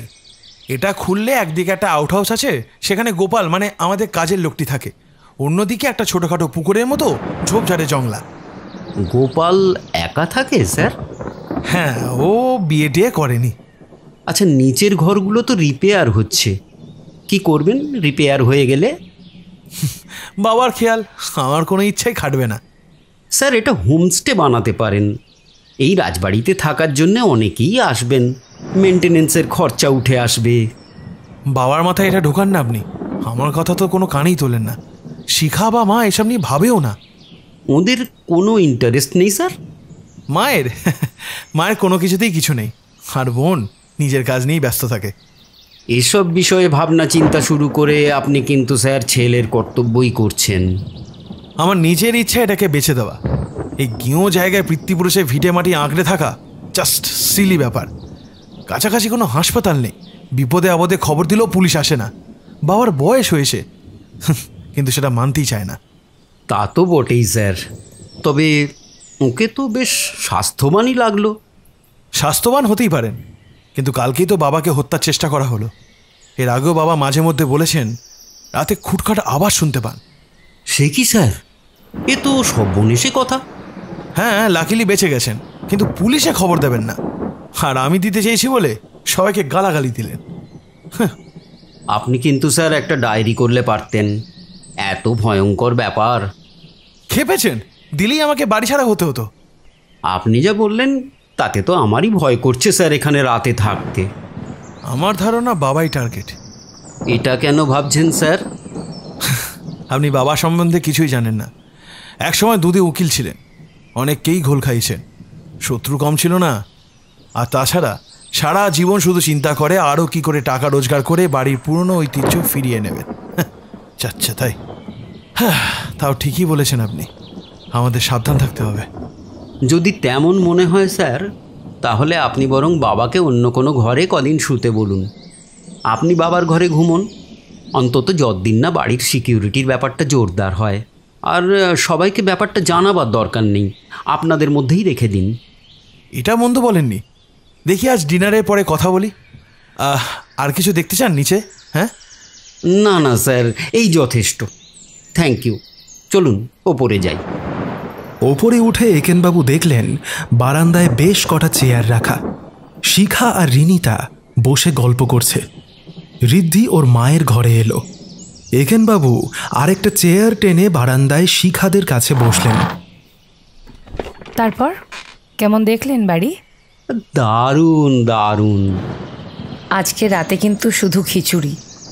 বাহ, এই ঝড় বৃষ্টিতে সেটাই তো জমবে। না, ওটা আনপ্ল্যান্ড। গোপাল এসে খবর দিল খন্ডান স্টেশনের বাজার আজ বন্ধ। ওটাই তো এদিককার একটা বড় বাজার। ওখান থেকেই বাজার আসে? এমনিতে না, এদিকের বাজার সপ্তাহে 3 দিন বসে। সত্তর কি একটা চিঠি পাঠাবার দরকার ছিল, সেটা কুরিয়ারে পাঠাবার জন্য বাবা DHL এর অফিসার গোপালকে পাঠিয়েছিল। ওটা তো বাজারের পাশেই। আচ্ছা, উনি কি আপনাদের বহুদিনের পরিচিত, মানে এই সত্যবাবু? না, এবারে এসে প্রথম দেখলাম, তবে বাবার খুবই পরিচিত মনে হলো। বাইরে যাওয়ার উপায় নেই, ঝমঝমিয়ে বৃষ্টি পড়ছে। গেটের বাতি বার 2 ফ্লিকার করলো। এখানে লোডশেডিং হয়? হ্যাঁ, আগে তো খুবই হতো। আমাদের জেনারেটর আছে, তাই খুব একটা সমস্যা হয় না, কিন্তু ওটাও মাঝে মাঝে গোলমাল করে। তখন খুব ঝামেলা, বাতি, ফ্যান, পাম্প কিচ্ছু কাজ করে না। আকাশ অন্ধকার, ঝোড়ো হাওয়া আরম্ভ হয়েছে। বাড়ির ভেতরে বিশেষ কিছু দেখার বা করার নেই। পাছে আলো চলে যায়, জেনারেটর কাজ না করে। একেনবাবু ঘরে গিয়ে ফোন চার্জ করতে দিলেন। বাইরে গেলে ব্যাগে একটা টর্চ থাকে তার, সেটা আছে কিনা দেখলেন। গভীর রাতে বাতি নিভলে নিশ্চয়ই কেউ গিয়ে জেনারেটর চালাবে না। তখন অন্ধকার বাথরুম বা অন্য কোথাও যেতে হলে সমস্যা হবে। নিউ ইয়র্ক ছেড়ে কলকাতায় এসে আবার আধ ঘন্টার মতো দিবানিদ্রার অভ্যাস হয়েছে তার। চোখ ঢুলে ঢুলে আসছে। ভাবছিলেন একটু ঘুমিয়ে নেবেন, এমন সময় রিনিতা এসে হাজির। কিরে, তোদের গল্প হয়ে গেল? শিখার কি একটা কাজ ছিল, আমারও অনেক কাজ আছে। এই ঝড়ে নেট থাকবে বলে মনে হয় না। তাহলে বস। এবারে কলকাতায় এসে তো তোর সঙ্গে গল্পই করা হয়নি। ভালো কথা, আমার গোয়েন্দা পরিচয়টা কেউ এখানে জানে না তো? না, তুমি তো বলতে বারণ করলে না। হ্যাঁ, আসলে তুই মার্ডার অ্যাটেম্পটের কথা বলার পর থেকে আমি একটু বোঝার চেষ্টা করছি কি হয়ে থাকতে পারে। আমার কিন্তু পুরো ব্যাপারটায় ভয় করছে জানো। শিখাও খুব ভয় পেয়েছে, কিন্তু ওর বাবা বড্ড অদ্ভুত মানুষ। কারোর কথাই কানে তোলে না, শুধু নিজের বাড়ি আর নিজের জগৎ নিয়েই আছেন। ওই সত্যবাবু লোকটির সঙ্গে তো বেশ ভালোই সম্পর্ক। আরে তাতেই তো সবাই অবাক। শিখার দাদা আর মায়ের ইচ্ছে ছেলেটা যত তাড়াতাড়ি সম্ভব বাড়ি থেকে বিদায় হোক। এখন দেখছি শিখাও ওদের দলে যোগ দিয়েছে। হঠাৎ? এমনিতে সত্যকে বেশ ভদ্রসভ্য লাগছিল, আমাদের দুজনেরই ভালো লেগেছিল ওর সাথে গল্প করতে। এখন মনে হচ্ছে তুঙ্গনাথ বাবুকে ছেলেটি তুক করেছে জানো। মানে? আরে আর বলো না, হঠাৎ তুঙ্গনাথ বাবু আর সত্য হরিহর আত্মা হয়ে গেছেন। ঘরে বসে দরজা বন্ধ করে দুজনে নানা রকম আলোচনা করছেন। শিখা এক সময় ঘরের সামনে বারান্দা দিয়ে যাচ্ছিল, তখন আবছা দু একটা কথা কানে গেছে। দলিল, উইল, এই টুকরো টুকরো শব্দ। শিখার মনে হয়েছে কথা চলছে সম্পত্তি নিয়ে জানো। ওর মাকে সেটা জানাতে উনি প্রচণ্ড চটেছেন, যদিও এমনি কিছুতেই থাকেন না। আর জানো, শিখার দাদা প্রথম থেকেই সত্যর ওপর খচা, কোনো কারণ ছাড়াই। শিখার এই কথাটা শুনলে না আগুন হয়ে যাবে। ভেরি ইন্টারেস্টিং ব্যাপার বলে একেনবাবু পা নাড়াতে শুরু করলেন। কিছু মাথায় এলে উনি এটা করে থাকেন। 7:30টার একটু আগেই সবাই ডিনার টেবিলে এসে বসল। তুঙ্গনাথবাবু তখনও আসেননি। ঋদ্ধি চোখ মুখ লাল করে মাকে রুদ্ধস্বরে বলল, বাবা তো রাজিই হলো না, উল্টে ঘর থেকে কাগজপত্র চুরি করা মতলব করেছি বলে যাচ্ছে তাই করলো। কি বলতে গিয়েছিলি? আরে বলেছিলাম বাবার সঙ্গে ঘর পাল্টে রাতে শোবো, যাতে কেউ ঘরে ঢুকলে বাবাকে না পায়। আর আমার গলায় দড়ি দেওয়া তো এত সহজ হবে না, আমি রেডিই থাকবো। তুই বাবাকে চিনিস না, এতে বাবা কখনো রাজি হবে? ঋদ্ধি একেনবাবুর দিকে তাকালো। একেনবাবু একটু লজ্জা লজ্জা মুখ করেই বসে রইলেন। সাজেশনটা উনিই দিয়েছিলেন। আর দুশ্চিন্তা করছেন কেন? আমরা তো এতগুলো লোক বাড়িতে রয়েছি, সবাই না হয় খেয়াল রাখবো ওর ঘরের দিকে। চিন্তা তো আপনাকে নিয়ে, আপনি কে কারোর জানা নেই। হঠাৎ এসে বাবার সঙ্গে এত আত্মীয়তা করছেন কেন শুনি? হ্যাঁ, মতলবটা কি? এখানে কেন এসেছেন? কি বলছেন আপনি? ঠিকই বলছি, আপনার ধান্দা আমি ভালো মতোই বুঝেছি। হ্যাঁ, বাবার সামনে একটা বিশ্লেষণ হবার আগে এখান থেকে মানে মানে কেড়ে পড়ুন, পারলে এক্ষুনি যান। দাদা, কি যাতা বলছিস? ঋদ্ধির কথায় সত্যর মুখ কালো হয়ে গেল। রিনিতা ভাবছিল, হে ধরনী, দ্বিধা হও, এই বিষাক্ত পরিবেশ থেকে কখন পালানো যায়। আর এক মুহূর্ত এ বাড়িতে থাকতে ইচ্ছা করছিল না ওর। কানুদার দিকে তাকালো সে। একেনবাবু চুপ করে বসে যেন নাটক দেখছেন। তুঙ্গনাথবাবু তখনই খাবার ঘরে ঢুকলেন। ঋদ্ধির কথাগুলো নিশ্চয়ই শুনতে পেয়েছেন। গম্ভীর মুখে সত্যকে জিজ্ঞাসা করলেন, কি ব্যাপার? আপনি আমাকে ক্ষমা করবেন, আমার এখান থেকে চলে যাওয়াই উচিত। না, তুমি যাবে না। কারোর যেতে হলে ঋদ্ধি যাবে। তোমরা সবাই শুনে নাও, সত্য আমারই ছেলে। হ্যাঁ, ওর মাকে আমি বিয়ে করিনি, কিন্তু ওর পিতৃত্ব অস্বীকার করি না। আমারই ছেলেও। ঘোষণাটা এত ড্রামাটিক, সবাই নির্বাক। অরুন্ধতী রাগে অপমানে কাঁপতে কাঁপতে চেয়ার ছেড়ে উঠে টলতে টলতে নিজের ঘরের দিকে এগোলেন। শিখা দৌড়ে উঠে মাকে ধরে ফেলল। তারপরে ওর কাঁধ জড়িয়ে ধরে ধরে নিয়ে গেল। কল্পনা ডেকচি থেকে হাতা দিয়ে থালায় খিচুড়ি পরিবেশন করছিল। সশব্দে হাতা ফেলে ঘর থেকে অদৃশ্য হলো। ঋদ্ধি কিছুক্ষণ হতবুদ্ধি হয়ে দাঁড়িয়ে থেকে মাথা নিচু করে বেরিয়ে বোধহয় মায়ের কাছেই গেল। ঠিক কি করণীয় রিনিতা বুঝতে পারল না। এরকম অস্বাভাবিক জঘন্য একটা পারিবারিক অশান্তিতে ওর কি কর্তব্য? সত্য মুখ চোখ লাল করে বসে আছেন। ঘরের মধ্যে মৃদু হাসি মাখা মুখে একেনবাবু নির্বিকার। কল্পনা, এদের খাবার দাও, আর অন্যদের জিজ্ঞাসা করো তারা কোথায় খাবে। আমার আর সত্যর খাবার আমার ঘরে দিয়ে যাও। বলে এতটুকু দেরি না করে সত্যকে নিয়ে ঘরে চলে গেলেন। কল্পনা কোনো কথা না বলে খিচুড়ি আর ভাজাভুজি রিনিতা আর একেনবাবুর প্লেটে দিল। একেনবাবু গভীরভাবে কিছু চিন্তা করছেন। কি ভাবছো কানুদা? খুব কনফিউজিং। খাওয়া দাওয়া করে তোর ঘরে চল। রিনিতার কিছুই খেতে ইচ্ছা করছিল না। নিতান্ত প্লেটের খাবার একেবারে ফেলে দেওয়া যায় না, তাই নামমাত্র খুঁটল। দেখল একেনবাবু দিব্যি পরিপাটি করে খেলেন। বুঝলি রিনিতা, ভুনি খিচুড়ির টেস্টই আলাদা, একেবারে পারফেক্ট রান্না। ভাজা মুগের খাসা গন্ধ নাকে এলো। কানুদা, বাইরে ঝড়ের তাণ্ডব, ভেতরে এইসব চলছে, এর মধ্যেও তোমার ভাজা মুগ ডালের গন্ধ নাকে এলো। শোন, ঝড় বন্ধ করতে পারবো না, আর এই পারিবারিক ব্যাপারেও কিছু করতে পারবো না, তাই না? কিন্তু এমন খিচুড়ি ভালো না বললে রাঁধুনিকে অপমান করা হবে না। রিনিতা আর কোনো কথা বলল না। একবার ভাবছিল শিখার কাছে যাবে, কিন্তু কি বলবে ওকে। খাওয়া হয়ে গেলে রিনিতার ঘরে এসে বসলেন একেনবাবু। রিনিতা গোঁজ হয়ে রইল। তুমি কিছু জানতে চাও? হ্যাঁ, বলতো, সত্যবাবুর সম্পর্কে কি জানিস তুই? প্রায় কিছুই না, গল্প করেছি কিছুক্ষণ, তবে নিজের সম্পর্কে যেন কিছুই বলেননি। না না, ভুল বললাম। কথা প্রসঙ্গে বলেছিলেন অল্প কিছুদিন আগে ওর মা মারা গেছেন, আর জানি বাড়ি রামপুরহাটে। তার মানে তো বীরভূমে, শিউড়ির কাছে। তাই হবে। যখন শুনলেন তুমি কলকাতা থেকে গাড়ি নিয়ে আমাকে নিতে আসছো, বললেন যা ঝড় বৃষ্টি, পারলে উনিও একটা রাইড নিতে পারেন, কিন্তু যাবেন উল্টো দিকে। পুরো নামটা জানিস ওনার?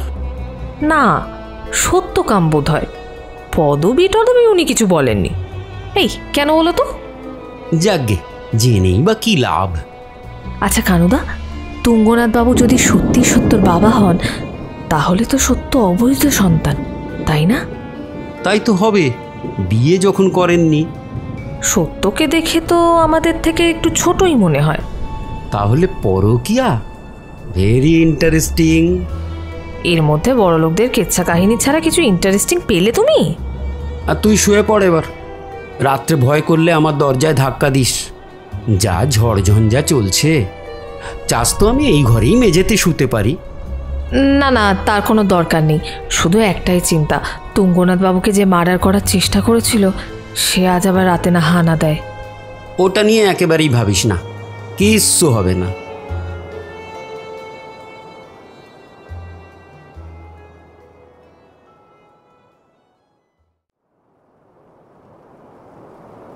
সোমবার ভোরবেলা ঘুম থেকে উঠে রিনিতা দেখল পুরো বাড়ি যেন আরও থমথমে। এমনিতেই সকালে শিখা বারান্দায় চলে আসে। দুই বন্ধু গল্পগুজব করে, চা খায়। মনে হয় বাবার লাম্পট্যের এই বেপরোয়া স্বীকৃতিতে শিখা এত লজ্জিত যে বন্ধুর কাছে মুখ দেখাতে পারছে না। অথচ রিনিতা ব্যাপারটাকে সেরকম বড় করে দেখছে না। শিখারও দেখা উচিত নয়। ওরা এ যুগের ছেলে মেয়ে, প্রি ম্যারিটাল আর এক্সট্রা ম্যারিটাল রিলেশনশিপ ওদের কাছে অতটা ট্যাবু নয়। শিখা যথেষ্ট প্রোগ্রেসিভ। বিয়ে না করে লিভ টুগেদার নিয়ে সিরিয়াস আলোচনা ওরা করেছে। এই নিয়ে কোনো নৈতিক সমস্যা ওদের নেই।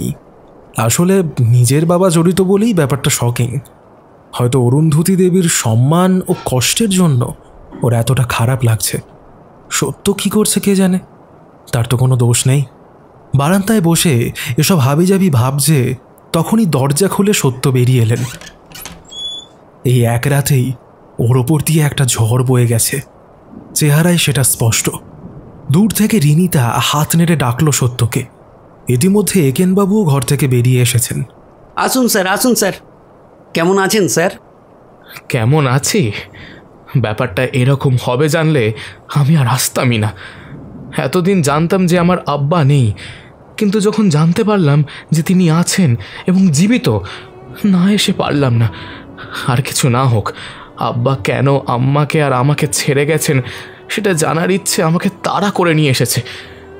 এসে অবশ্য বুঝতে পেরেছি যে ভুল করেছি। আব্বার এখনকার ফ্যামিলির কথা একবারও ভাবিনি আমি, তাদের দুঃখের কারণ হয়েছি আমি। তাছাড়া আব্বার ওপর মার্ডার অ্যাটেম্প্ট, সেটাও আমাকে খুব চিন্তায় ফেলেছে।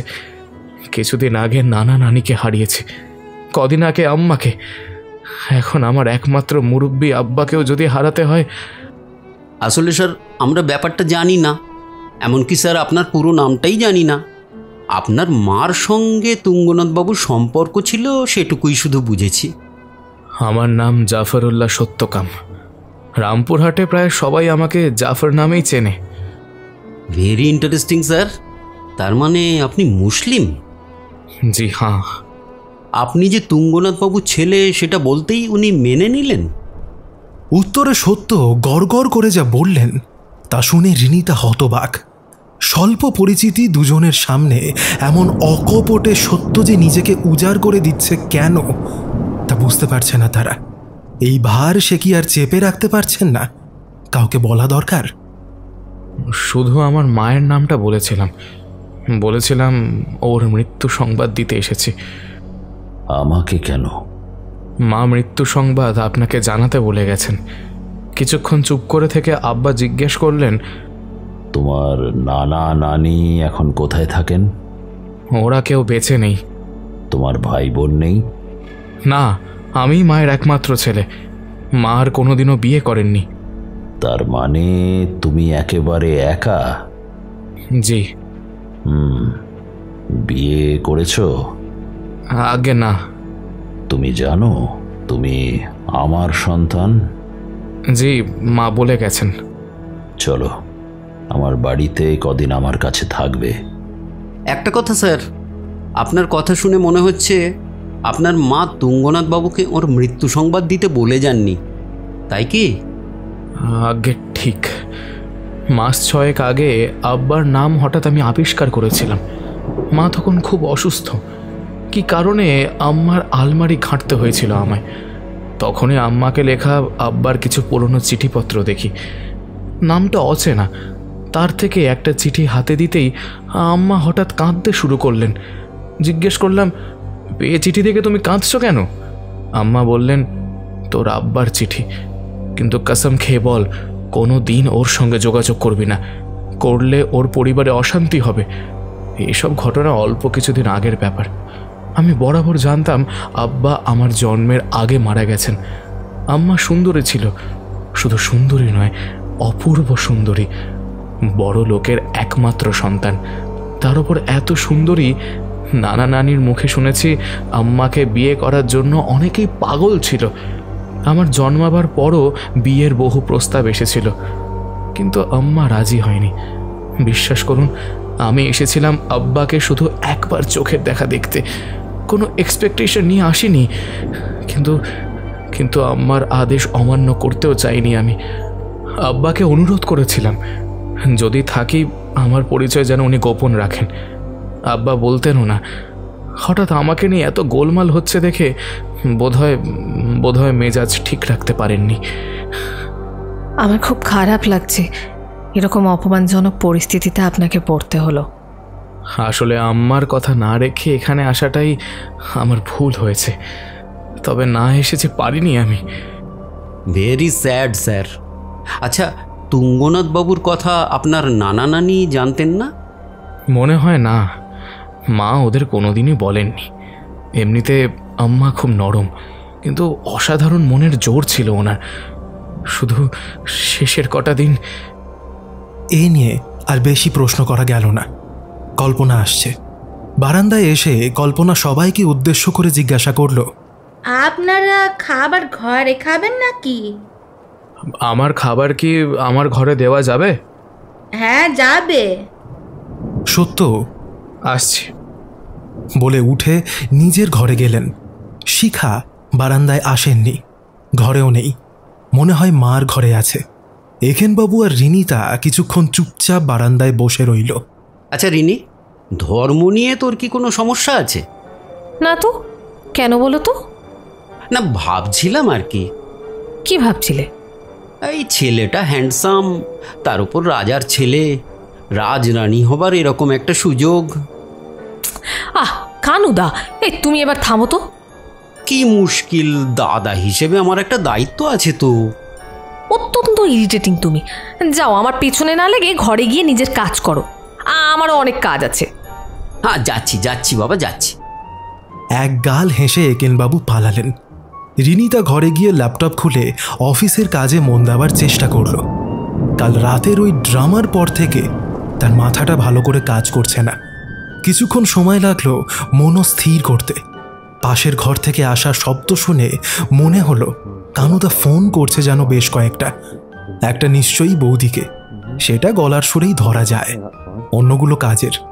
8:30টার সময় দরজায় টোকা। কানুদা মাথা গলালো। আজকে বোধহয় লেট ব্রেকফাস্ট, খাবার ঘরে কাউকে দেখলাম না। তোমার কি খুব খিদে পেয়েছে? আরে না, বুঝলি একটা জিনিস ভাবছি, বাবা মায়ের সম্পত্তির ওপর অবৈধ সন্তানদেরও কিন্তু সমান অধিকার। মানে এই বাড়ির ওপর ঋদ্ধিবাবু আর শিখার যতটা অধিকার, সত্যবাবুরও ঠিক ততটাই অধিকার।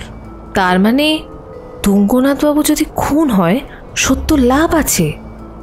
তা আছে, উনি নিজেই তো আমাদের সবার সামনে সত্যবাবুকে সন্তানের স্বীকৃতি দিয়েছেন। কি সর্বনাশ! তার মানে তো তুঙ্গবাবুকে খুনের চেষ্টার পেছনে সত্য জড়িয়ে থাকতেই পারেন। তা পারেন, কিন্তু সেটা প্রমাণিত হলে গলায় দড়ি ছাড়া কিছুই পাবেন না। সাত সকালে কাকে ফোন করেছিলে? একটা নিশ্চয়ই বৌদিকে, আর অন্যগুলো? হ্যাঁ, নিউ ইয়র্কে বাপিবাবুকে করেছিলাম। ওর মামা শিউড়িতে ওকালতি করেন, হয়তো রামপুরহাটের অনেককে চিনবেন। কার খোঁজ খবর নেবেন উনি? সত্যর? ভাবছি, সেটাই ভাবছি। আসলে আমি বুঝলি ট্রাস্ট বাট ভেরিফাই এ বিশ্বাসী। উনি যা বললেন সেটা 100% ঠিক কিনা একটু দেখে নিতাম। 30-35 বছরের পুরনো খবর কে ভেরিফাই করবে? Good point, good point. কি তোমার মাথায় ঘোরে কানুদা, তুমিই জানো। চলো চলো দেখি খাবারের কি অবস্থা। ততক্ষণে খাবার ঘরে সবাই, অর্থাৎ তুঙ্গনাথ বাবু, অরুন্ধতী দেবী, ঋদ্ধি আর শিখা 4 জনেই উপস্থিত। একেনবাবু আর রিনিতাই শুধু বাইরের লোক। কল্পনা খাবার দিচ্ছে, সবাই নিঃশব্দে খাচ্ছে। ময়দার লুচি, ছোলার ডাল আর বেগুন ভাজা। রিনিতার প্রিয় খাবার। ব্যাঙ্গালোরে এসব জোটে না, পাওয়া যায় শুধু পুরি। কিন্তু কাল থেকে একেবারেই খাওয়ায় মন নেই তার। ঝড় না এলে আজকেই পালাতো রিনিতা, কিন্তু তা হবার নয়। শেষ খবর, ঝড় বিকালের মধ্যে হানা দেবে। শেষ হতে হতে কাল দুপুর। কাল গাড়ি না পেলে ট্রেনেই ফিরে যাবে সে। এখানে যে অবস্থা, শিখা হয়তো ওদের সাথে যাবে না। তবু একবার জিজ্ঞাসা করতেই হবে। এমনিতেই তুঙ্গনাথ বেশি কথা বলেন না, আজ প্রায় মুখ বন্ধ। শিখা চুপচাপ, শুধু ঋদ্ধি মায়ের সঙ্গে ফিসফিস করে কিছু আলোচনা করছে। এতটাই আস্তে যে রিনিতা কান পেতেও শুনতে পেল না। খাওয়া শেষ করে ওঠার আগে শিখার কাছে গিয়ে রিনিতা বলল, হ্যাঁ রে শিখা, খাওয়া হলে একটু আমার ঘরে আসবি? কিছু কথা আছে। তোর ঘরেও যেতে পারি, যেটা সুবিধা বলিস। তুই যা, আমি আসছি। খানিক্ষণের মধ্যেই শিখা এলো, চোখ মুখ বিধ্বস্ত। বন্ধুকে জড়িয়ে ধরল রিনিতা। শিখা, ঠিক আছিস তো তুই? আমি ঠিক আছি, মাকে নিয়ে এখন চিন্তা। হঠাৎ কিছু কিছু করে না বসে। বুঝতে পারছি রে, উনি অন্য যুগের মানুষ, ওনার কাছে এটা অত্যন্ত শকিং। এমনিতেই বাবার সঙ্গে মায়ের সম্পর্ক প্রায় নেই। সেটা আজ নয়, বহুদিন থেকেই। জানিস, মা ছিল সে সময়কার প্রোগ্রেসিভ মেয়ে, পড়াশোনা করেছিল, খুব ভালো ছাত্রী ছিল শুনেছি। পড়াশোনা শেষ না করে বিয়ে করতে মা রাজি হয়নি। বিয়ের পর মাকে পড়াশোনা করতে দেওয়া হবে প্রতিশ্রুতি দিয়ে বাবা বিয়েতে রাজি করিয়েছিল। বিয়ে ফাইনাল ইয়ারে যখন পড়ছে বিয়ে হলো, ব্যাস সেখানেই পড়াশোনায় ইতি। বউদের নাকি পড়াশোনার দরকার নেই, ঠাকুরদা বিধান দিলেন। বাবা বেমালুম প্রতিশ্রুতি ভুলে নিজের বাবাকে সাপোর্ট করলেন 100%। বর্মন বাড়ির ট্র্যাডিশন বলে কথা, সেই যে মা নিজেকে গুটিয়ে নিল। বিশ্বাস কর, মায়ের অর্থ বলতে যা বোঝায় আমরা তা পাইনি। সব প্রয়োজন মিটিয়েছে মা, কিন্তু ছোট্টবেলা থেকে মনে হয়েছে কোথাও যেন একটা বিরাট ফাঁক রয়ে গেছে রে। বাবা তো চিরকালই নিজেকে নিয়ে ব্যস্ত, এই বাড়িটাই যেন বাবার সন্তান, দাদা স্পয়েলড চাইল্ড। কিন্তু তার জন্য দায়ী ঠাকুরদা ঠাকুমা। বাবা মায়ের স্নেহ বেশি পাইনি, আমিও পাইনি, কিন্তু ছোটবেলা থেকেই আমি শক্ত। আজকেই প্রথম দেখলাম দাদার হয়ে মা দাঁড়িয়েছে। আবার একটু আগেই আমাকে বলেছে যে গাড়ি করে সবাইকে কলকাতার বাড়িতে নিয়ে যেতে, বাবা এখানে থাকুক তার নতুন ছেলেকে নিয়ে। সরি। সরি কেন? না, তোকে বাড়িতে এনে এরকম একটা একটা জঘন্য পরিস্থিতিতে ফেলেছি আমি। কি স্টুপিডের মতো কথা বলছিস রে? শোন, তোর যদি গাড়ি ম্যানেজ করতে অসুবিধা হয় কানুদাকে বলছি, তোদের জন্য একটা বড় গাড়ির বন্দোবস্ত করে দেবে। আর তুই চাইলে কদিন আমার বাড়িতে থাকবি, তারপর তো আমরা দুজনেই ব্যাঙ্গালোরে পালাচ্ছি। হ্যাঁ দেখি, মায়ের জন্য একটা ব্যবস্থা না করে তো যাওয়া যাবে না। মাসিমাকে ব্যাঙ্গালোরেও নিয়ে যাওয়া যায় ভেবে দেখেছিস কি? শিখা কিছুক্ষণ চুপ করে বসে তারপর রিনিতাকে আরেকবার জড়িয়ে ধরে চলে গেল। সত্যর যে খবরগুলো দেবে বলে শিখাকে ডেকেছিল রিনিতা, তা আর দেওয়া হলো না। দুপুরে রিনিতা নিজের কাজ নিয়ে বসল। ঝড় আসার আগেই যতটা শেষ করা সম্ভব করে ফেলতে হবে। এরপরে নেটের টিকিট দেখাও পাওয়া যাবে না, কতদিন বাদে মিলবে তাও জানা নেই। পুরো দিনটা কাজেই কাটল, লাঞ্চ খেলো না। সেটা বড় ব্যাপার নয়, অনেক দিনই ও লাঞ্চ খায় না। কাজের ফাঁকেই দেখলো বারান্দায় কানুদার সঙ্গে শিখা কথা বলছে। ঋদ্ধিও কিছুক্ষণের জন্য এসে বসল। 7টা নাগাদ দরজা জানলা কাঁপিয়ে ঝড় বেশ ভালো মতোই এসে গেল। সেই সঙ্গে বিদায় জানালো ইন্টারনেট। কিছুক্ষণের জন্য আলোও চলে গিয়েছিল, জেনারেটরের দৌলতে ফিরে এসেছে। ঝড়ের শব্দের সঙ্গে জেনারেটরের ঘর ঘর আওয়াজ যোগ হয়েছে। ল্যাপটপ বন্ধ করে ঘর থেকে বেরিয়ে এসে রিনিতা দেখে বারান্দায় জল ছপছপ করছে। বারান্দা উল্টো দিকে ঢালু বলে রক্ষে, নইলে ঘরে জল ঢুকত। রাতে আবার নিরামিষ আহার, একটা তরকারি, ডাল আর রুটি। বাতাসের গতি যেভাবে বেড়ে চলেছে তাতে কাল বাজারের অস্তিত্ব থাকবে কিনা কে জানে। সারা দিন ঘরে বন্দি থেকে কাজ করার ক্লান্তিতে রিনিতার ঘুম পেল। কোনো মতে খেয়ে কানুদা আমি ঘুমোতে যাচ্ছি বলে শুতে চলে গেল। শুলো, কিন্তু ঘুম এলো না অনেকক্ষণ। ঝড়ের শোঁ শোঁ শব্দ, ঝমঝম বৃষ্টি আর বজ্র বিদ্যুতের আওয়াজের মধ্যেও টের পেল কানুদা ফোনে কথা বলছে। ঘুম ঘুম চোখে ভাবল, তার মানে টাওয়ার এখনো দাঁড়িয়ে। তারপর কখন যে ঘুমিয়ে পড়ল জানে না। ঘুম ভাঙল ভোর 6টা নাগাদ, তুঙ্গনাথ বাবুর আর্তনাদে। তখনও কল্পনা বেডটি দিতে আসেনি। কোনো মতে সালোয়ার কামিজ গলিয়ে ঘর থেকে বেরিয়ে কানুদার দরজায় ধাক্কা দিল। ভেতর থেকে আসছি শব্দ শুনে বুঝল কানুদা তৈরি হচ্ছে। দ্রুত পায়ে ভেজা বারান্দা দিয়ে এগোতেই দেখে তুঙ্গনাথ বাবু উদ্ভ্রান্তের মতো দুমদুম করে নিজের ঘরের দরজায় ধাক্কা দিচ্ছেন। গোলমাল শুনে ঋদ্ধি ছুটে এসেছে, শিখা ঘর থেকে বেরোচ্ছে। তুঙ্গনাথ বাবু ঘরের দরজার সামনে দাঁড়িয়ে দরজা খুলতে পারছেন না, ভেতর থেকে সেটা বন্ধ। ঋদ্ধি বাবার সঙ্গে হাত মেলালো। বাবা ছেলে দুজনে মিলে ধাক্কা দিচ্ছে, কিন্তু দরজা খুলল না। দরজা লক হলো কি করে? তালা দিয়েছিলে? তোর চাবিটা নিয়ে আয়। ঋদ্ধি দৌড়ে চাবি নিয়ে এলো। তুঙ্গনাথ বাবু দরজায় চাবি লাগিয়ে ঘোরালেন।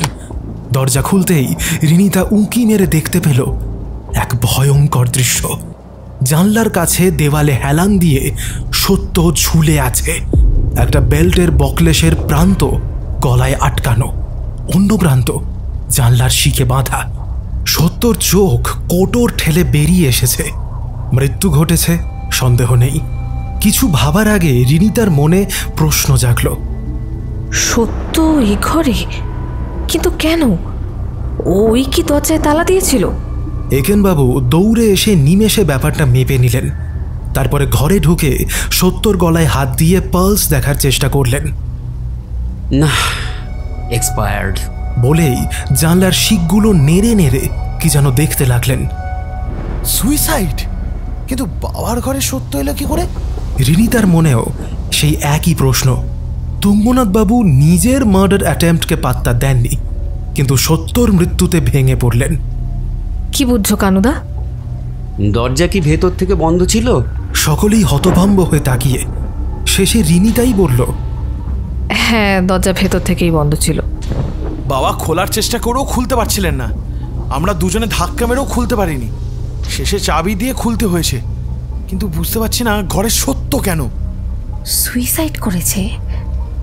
সম্ভবত। ইনভেস্টিগেট করতে হবে। পুলিশকে এক্ষুনি খবর দিন। আর এখানে কেউ কিছু ছোঁবেন না, আপনারা সবাই বাইরে যান। ওর গলা ভীষণ অফিসিয়াল শোনালো। খবর দিচ্ছি, কিন্তু আপনি বলার কে? ইতিমধ্যে অরুন্ধতী দেবী চলে এসেছেন। রিনিতা বুঝল এখন আর কানুদার পরিচয় গোপন রাখার অর্থ হয় না। একটু গর্ব ভরেই বলল, কানুদার নাম একেন্দ্র সেন, কলকাতা পুলিশের গোয়েন্দা ডিপার্টমেন্টে ছিল, এখন নিউ ইয়র্ক পুলিশের ডিটেকটিভ কনসালটেন্ট।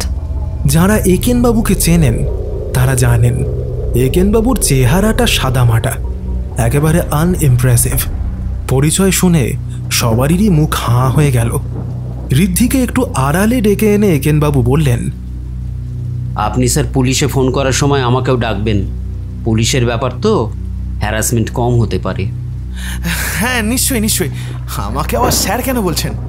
এই পরিস্থিতির মধ্যেও ঋদ্ধির সেই সুর বদলে রিনিতা মজা পেল। শিখাও কেমন জানি ভক্তি ভরে একেনবাবুর দিকে তাকাচ্ছে। পুলিশকে ফোনে ধরতে সময় লাগলো না, তবে তারা জানিয়ে দিল যে ঝড় না কমলে আসতে পারবে না। তারপর শুরু হলো একতরফা প্রশ্ন। আমাদের বাড়িতে একজন গেস্ট আছেন, নাম গোয়েন্দা একেন্দ্র সেন, উনি এখানেই দাঁড়িয়ে। ব্যাস, আর কিছু বলতেই হলো না। এইটুকু শুনে ঋদ্ধি বলল, নিশ্চয়ই। তারপরে একেনবাবুর দিকে মোবাইলটা এগিয়ে দিল। একেনবাবু কিছুক্ষণ চুপ, মানে অন্য পক্ষ থেকে অনেক কথা আসছে। ওদিকের কথা রিনিতার কানে এলো না, শুধু কানুদার দিকটাই শুনতে পেল। ও বুঝেছি, আপনি আমার ট্রেনিংয়ে ছিলেন। হ্যাঁ, আচ্ছা আচ্ছা, তুমি তুমি তুমি হ্যাঁ হ্যাঁ, রমেন, নামটা ভালো মনে আছে। না না, আমি আছি, তুমি না আসা পর্যন্ত থাকবো। আরে এরকম করে বলছো কেন? সাহায্যের যা দরকার নিশ্চয়ই করব। আমার বোনের বন্ধুর ফ্যামিলি বলে কথা। ঠিক আছে, আমি ওদের বলে দিচ্ছি। ঋদ্ধিকে ফোন ফেরত দিয়ে একেনবাবু তাকালেন তুঙ্গনাথের দিকে। ভাববেন না, পুলিশ যত তাড়াতাড়ি সম্ভব আসবে, কিন্তু এই ঝড়ে দুপুরের আগে হবে না। ওদের নির্দেশ, ঘরে কেউ ঢুকবেন না। আর স্যার, আপনাদের উপর আমি একটু ইম্পোজ করব। পুলিশকে কথা দিয়েছি ওদের সাহায্য করব, সেই জন্য সবাইকেই কিছু প্রশ্ন আমায় করতেই হবে। তাতে আপনাদের সমস্যা থাকলে পুলিশ এসে করবে, আমি এতটুকু মাইন্ড করব না। অবশ্যই রিফিউজ করতে পারেন। কি আশ্চর্য, সমস্যা হবে কেন? এদিকে আমি তো আপনাকে মেয়ের বন্ধুর দাদা বলে তুমি তুমি করছি। সে কি স্যার, রিনিতা তো এখনও আমার বোন। আপনি প্লিজ তুমি করেই বলবেন। এখন চলুন স্যার, সবাই ঘরের বাইরে গিয়ে দরজাটা বন্ধ করে দিই। শেখা, বাড়ির কাজের লোকদের একটু বলে দিও যাতে কেউ এ ঘরে না ঢোকে। বলছি। আর গোপালকে দিয়ে দুটো চেয়ার আনিয়ে দরজার সামনে রাখতেও বলছি, যাতে ভুল করে কেউ ঢুকে না পড়ে। প্রত্যেক ঘরেই তো দুটো করে চেয়ার আছে, গোপালের কি দরকার? আমরাই চেয়ারগুলো এনে রেখে দিই। না না না, এই ঘরের চেয়ার নয়, এই ঘরের কিচ্ছু ছোঁয়া চলবে না। ঘর খালি হয়ে গেলে চারিদিকে চট করে তাকিয়ে পকেটের রুমাল বের করে একেনবাবু স্টিলের ডেরাজটা টেনে খোলার চেষ্টা করলেন। খুলল না, চাবি দিয়ে আটকানো। ব্যাস, বেরিয়ে এসে দরজা বন্ধ করলেন। পাশের ঘরের দরজা খোলা, সত্যর ঘর। সেখান থেকে চেয়ার আনতে ঋদ্ধি আর একেনবাবু ঢুকলেন। চেয়ার তুলতে গিয়ে একেনবাবুর চোখে পড়ল ঘরের এক কোণে কাগজের কিছু পোড়া টুকরো। কপালে চিন্তার ভাঁজ ফুটল তার। একটু পরে বেরিয়ে দরজা বন্ধ করলেন। দুটো চেয়ার তুঙ্গনাথ বাবুর ঘরের সামনে পাঁচিল হিসাবে রাখা হলো। আপনি স্যার তাহলে কাল রাতে সত্যবাবুর ঘরে শুয়েছিলেন? প্রশ্ন শুনে তুঙ্গনাথ ফ্যাল ফ্যাল করে চেয়ে রইলেন, উত্তর দিলেন না। একটা জিনিস রিনিতার চোখে লেগেছিল, বাড়িতে একজন মারা গেছে, অস্বাভাবিক মৃত্যু। সবাই তাতে বিচলিত ঠিকই, কিন্তু বিমর্ষ নয়। হয়তো সত্যের মৃত্যুর সঙ্গে একটা সমবেত দুঃস্বপ্নের অবসান ঘটেছে। একমাত্র ব্যতিক্রম তুঙ্গনাথ বাবু। তাকে দেখে বোঝা যাচ্ছে তিনি মানসিকভাবে বিপর্যস্ত। শিখা মাকে নিয়ে ব্যস্ত। কিন্তু ঋদ্ধি এত ভয় পেয়েছে কেন? ওর কি ধারণা বাঘের মতো পুলিশ ছুলেই 18 ঘা? এতক্ষণ কি চলছে সেটা কল্পনা দূর থেকে দেখছিল। সত্য সম্পর্কে তার মনোভাব বৈরী। এই মৃত্যুতে কষ্ট পেয়েছে বলে মনে হলো না। সবাইকে বারান্দায় আসতে দেখে বিড়বিড় করে জিজ্ঞাসা করতে লাগলো কাকে কোথায় বেডটি দেবে। তুঙ্গনাথবাবু নিজের ঘর মানে সত্যের ঘরের দিকে চলে গেলেন। রিনিতার দিকে তাকিয়ে একেনবাবু বললেন, আমরা বারান্দায় বসি, চল, ওখানেই চা দিক না। ঋদ্ধি আর শিখাও ওদের সঙ্গে এসে বসল। অরুন্ধতী দেবী নিজের ঘরে চলে গেলেন। ব্রেকফাস্টের পর সবার সঙ্গে আলাদা আলাদা কথা বলতে চাই। তার আগে দু একটা সাধারণ প্রশ্ন করি। এ বাড়ির দরজাগুলো কি ভেতর থেকে লক করা যায়? হ্যাঁ, ভেতর বাইরে দুদিক থেকেই করা যায়। সব গেস্ট রুমের চাবি এক, আবার আমাদের 4টে রুমেরও একই চাবি, যাতে কেউ ভেতর থেকে লক করে বেরিয়ে এলে বাইরে আটকে না পড়ে যায়। গেস্ট রুমের চাবিও আমাদের কাছে থাকে। বুঝেছি sir, double cylinder lock. Very nice, very nice. এখন দ্বিতীয় প্রশ্ন। সত্যবাবু কাল রাতে তুঙ্গনাথবাবুর সঙ্গে ঘর পাল্টাপাল্টি করেছিলেন কেন? কাউকে উনি জানিয়েছিলেন? না, আপনি তো আমাকে বলেছিলেন বাবার সঙ্গে ঘর এক্সচেঞ্জ করে শুতে। সত্যকেও কি তাই বলেছিলেন? না স্যার, বলিনি তো। আপনাকে বলেছিলাম কারণ আপনার চিন্তা ছিল আপনার বাবাকে কেউ যদি আবার খুন করার চেষ্টা করে। খুনি অবভিয়াসলি জানে তুঙ্গনাথবাবু কোন ঘরে ঘুমন, তাই না? আচ্ছা, আপনি কি মনে করেন এটা মার্ডার? জানি না, সুইসাইডও হতে পারে। বেল্টে গলা জড়িয়ে? সবই সম্ভব। আপাতত এখানেই থাক।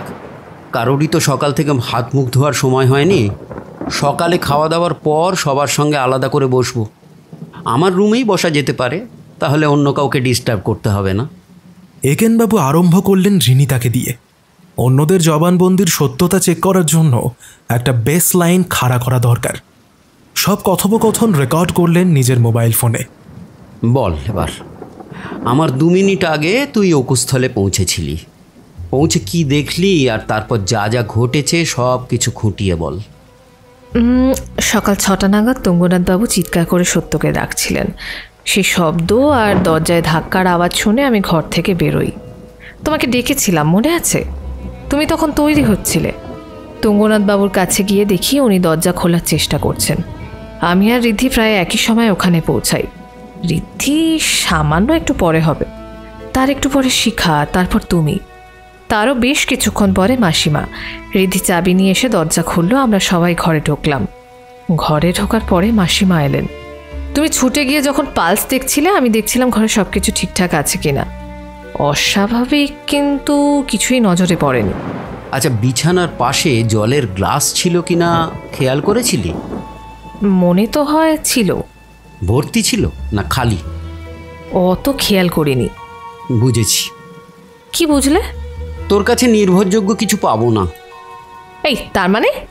মানে গ্লাস ছিল কিন্তু তাতে জল ছিল না। আশ্চর্য, জানলে আমাকে জিজ্ঞেস করছো কেন? ঠিক উত্তর পেলে আরও অনেক প্রশ্ন করতাম। এখন চল, 8:30 প্রায় বাজতে চলল। ঝড় বৃষ্টি আরও কিছুক্ষণ চলবে। ব্রেকফাস্ট খেয়ে কাজ এগোই। খাবার ঘরে সবাইকেই পাওয়া গেল, শুধু সত্য নেই। উপস্থিত সবার চোখ মুখে হালকা টেনশন। সারা রাত তাণ্ডবের পরে ঝড়ের দাপট ধীরে ধীরে কমছে। একেনবাবু বসলেন তুঙ্গনাথ বাবুর পাশের চেয়ারে। খেতে খেতেই সবার উদ্দেশ্যে বললেন, আগেই বলেছি খাওয়া দাওয়ার পর আপনাদের কয়েকটা প্রশ্ন করব, প্রত্যেককে আলাদা করে। আপনি প্রথমে এলে অসুবিধা আছে তুঙ্গনাথবাবু স্যার? না না, অসুবিধার কি আছে? যা দরকার তা তো করতেই হবে। তুমি কি এর মধ্যে কোনো ফাউল প্লে দেখছো? জানি না স্যার, হয়তো নেই, সেটাই নিশ্চিত হতে চাই। এমনিতে আপনার ঘরে গিয়ে প্রশ্নগুলো করতাম স্যার, কিন্তু এখন তার উপায় নেই, তাই আমার ঘরে একটু আসতে হবে। ব্রেকফাস্ট শেষ করে তুঙ্গনাথ বাবুকে নিয়ে একেন বাবু নিজের ঘরে গিয়ে দরজা বন্ধ করলেন। প্রথমেই ক্ষমা চেয়ে নিই স্যার, আপনি আমার চেয়ে অনেক অভিজ্ঞ। যদি মনে করেন প্রশ্নের বাইরেও আমার কিছু জানা উচিত, প্লিজ সেগুলো বলবেন, আমার প্রশ্নের অপেক্ষা করবেন না। ঠিক আছে। আমার প্রথম প্রশ্ন স্যার, সত্যবাবু কি রাতে আপনার ঘরে শুয়েছিলেন? হ্যাঁ। কেন স্যার? ও খুব দুশ্চিন্তা করছিল, যদি আমার উপর আবার মার্ডার অ্যাটেম্পট হয়। রাতে জোর করে ওর ঘরে শুতে পাঠিয়ে দিল। আমি একটু কনফিউজড স্যার। তার আগে তো ঋদ্ধিবাবু একই প্রপোজাল নিয়ে আপনার কাছে গিয়েছিলেন, আপনি রাজি হননি। ঋদ্ধি আমার ছেলে হতে পারে, কিন্তু ও কুলাঙ্গার। কত রকম ঠক জোচ্চুরি যে করেছে, কতবার ওকে পুলিশের হাত থেকে ছাড়াতে হয়েছে বলার নয়। অনেকদিন আগেই ত্যায্যপুত্র করতাম। শুধু অরুন্ধতির কথা ভেবে করিনি। ওকে আমার ঘরে রাতে থাকতে দিলে কি যে চুরি করতো কে জানে। আমার জীবন নিয়েও চিন্তিত। আমি মরলেই তোর লাভ, বাড়িটা প্রমোটারকে দিয়ে দেবে। কিন্তু সত্যবাবুর সঙ্গে তো মাত্র কদিন আগে আপনার প্রথম দেখা হয়েছে, তাকে থাকতে দিলেন কেন স্যার? সত্যর মাকে চিনতাম, অনারেবল মেয়ে ছিল নূর। শুধু সামাজিক বাধার জন্য ঘরে আনতে পারিনি, তাও যোগাযোগ রেখেছিলাম কিছুদিন। বুঝলাম স্যার, কিন্তু কি করে আপনি বুঝলেন সত্যবাবু আপনার সন্তান? প্রায় 30 বছর আগের কথা। ও যে জন্মাতে পারে সে সম্ভাবনা অবশ্যই ছিল, কিন্তু নূর কোনোদিন জানায়নি। আমিও কখনো জিজ্ঞাসা করিনি। সত্য যখন জানালো ওর মায়ের নাম এবং মার বিয়ে করেনি, তখনই বুঝতে পারলাম। আর কি চমৎকার ছেলে! আমার খুব খারাপ লাগছে আপনাকে সত্যবাবু সম্পর্কে প্রশ্ন করতে। আপনি কত কষ্ট পাচ্ছেন অনুমান করতে পারছি স্যার। আসলে আপনার কি মনে হয়, এটা খুন না সুইসাইড? কি করে বলবো বলো? কিন্তু খুন হলো, অথচ পাশের ঘর থেকে কোনো আওয়াজ পেলাম না। একটু অবিশ্বাস্য। আমি অবশ্য ঘুমের ওষুধ খাই, তাও। আমিও তাই ভাবছি স্যার, কিন্তু সুইসাইড কি এভাবে করা যায়? মানে গলায় বেল্ট জড়িয়ে? আর বেল্টটাই বা উনি পেলেন কোথায়? ঘরের আলনায় বেশ কটা পুরনো বেল্ট ঝোলানো আছে। এককালে পরতাম, এখন আর পরি না। তারই একটা হয়তো নিয়েছিল। যাক, এটা অন্তত জানা গেল স্যার। তবে সুইসাইড কেন করতে গেলেন সেটাও একটা প্রশ্ন। ওর নিজের পরিবারের সকলে মারা গেছে। মায়ের মৃত্যুতে মন খুব খারাপ ছিল। তাছাড়া আমার পরিবারের সবাই ওকে হেনস্থা করছিল। ভালো কথা স্যার। কখন আপনারা ঠিক করলেন ঘর পাল্টাবেন? বেশ রাতে। ঝড়ের আওয়াজে ঘুম আসছিল না, সেই সঙ্গে আবার খটখট শব্দ। আগেও এরকম শুনেছি। বারান্দায় উঠে দেখার চেষ্টা করছিলাম কেউ ঢুকেছে কিনা। আমার দরজা খোলার শব্দে সত্য উঠে বারান্দায় এলো। ওরও ঘুম আসছিল না। আবার খটখট আওয়াজ শুনেছি বলায় জোর করে বলল ওর ঘরে শুতে। ও আমার ঘরে শোবে। বুঝতে পারি ওর আর কেউ নেই। ভয় পাচ্ছিল আমাকেও না হারায়। তখনই বলল ঝড় কমলেই চলে যাবে। অরুন্ধতী আর ঋদ্ধি কিছুক্ষণ আগে এসে নাকি ওকে শাসিয়ে গেছে। বললাম সেটা কখনোই ঘটতে দেব না। বুঝলাম স্যার। আরেকটা প্রশ্ন, আপনি কি রাতে জল খেয়েছিলেন? না। কেন? ঘরে জলের গ্লাসটা ফাঁকা ছিল বলে বলছি আর কি। তাই নাকি? কল্পনা হয়তো রাতে জল দিয়ে যায়নি। সবারই হস্টাইল অ্যাটিটিউড ছিল ওর উপর। I see. এর আগে ঋদ্ধি এক সময় অপমান করে ওকে বলেছিল সম্পত্তির লোভে আমার ছেলে সেজে এসেছে। সেটা কি গত রাতেই, যখন চলে যেতে বলেছিলেন? না, তার আগে। কবে মনে নেই। সত্য সরল মনের ছেলে, জিজ্ঞাসা করেছিল আমি উইলে কিছু না লিখে দিলে ও সম্পত্তি পাবে কেন।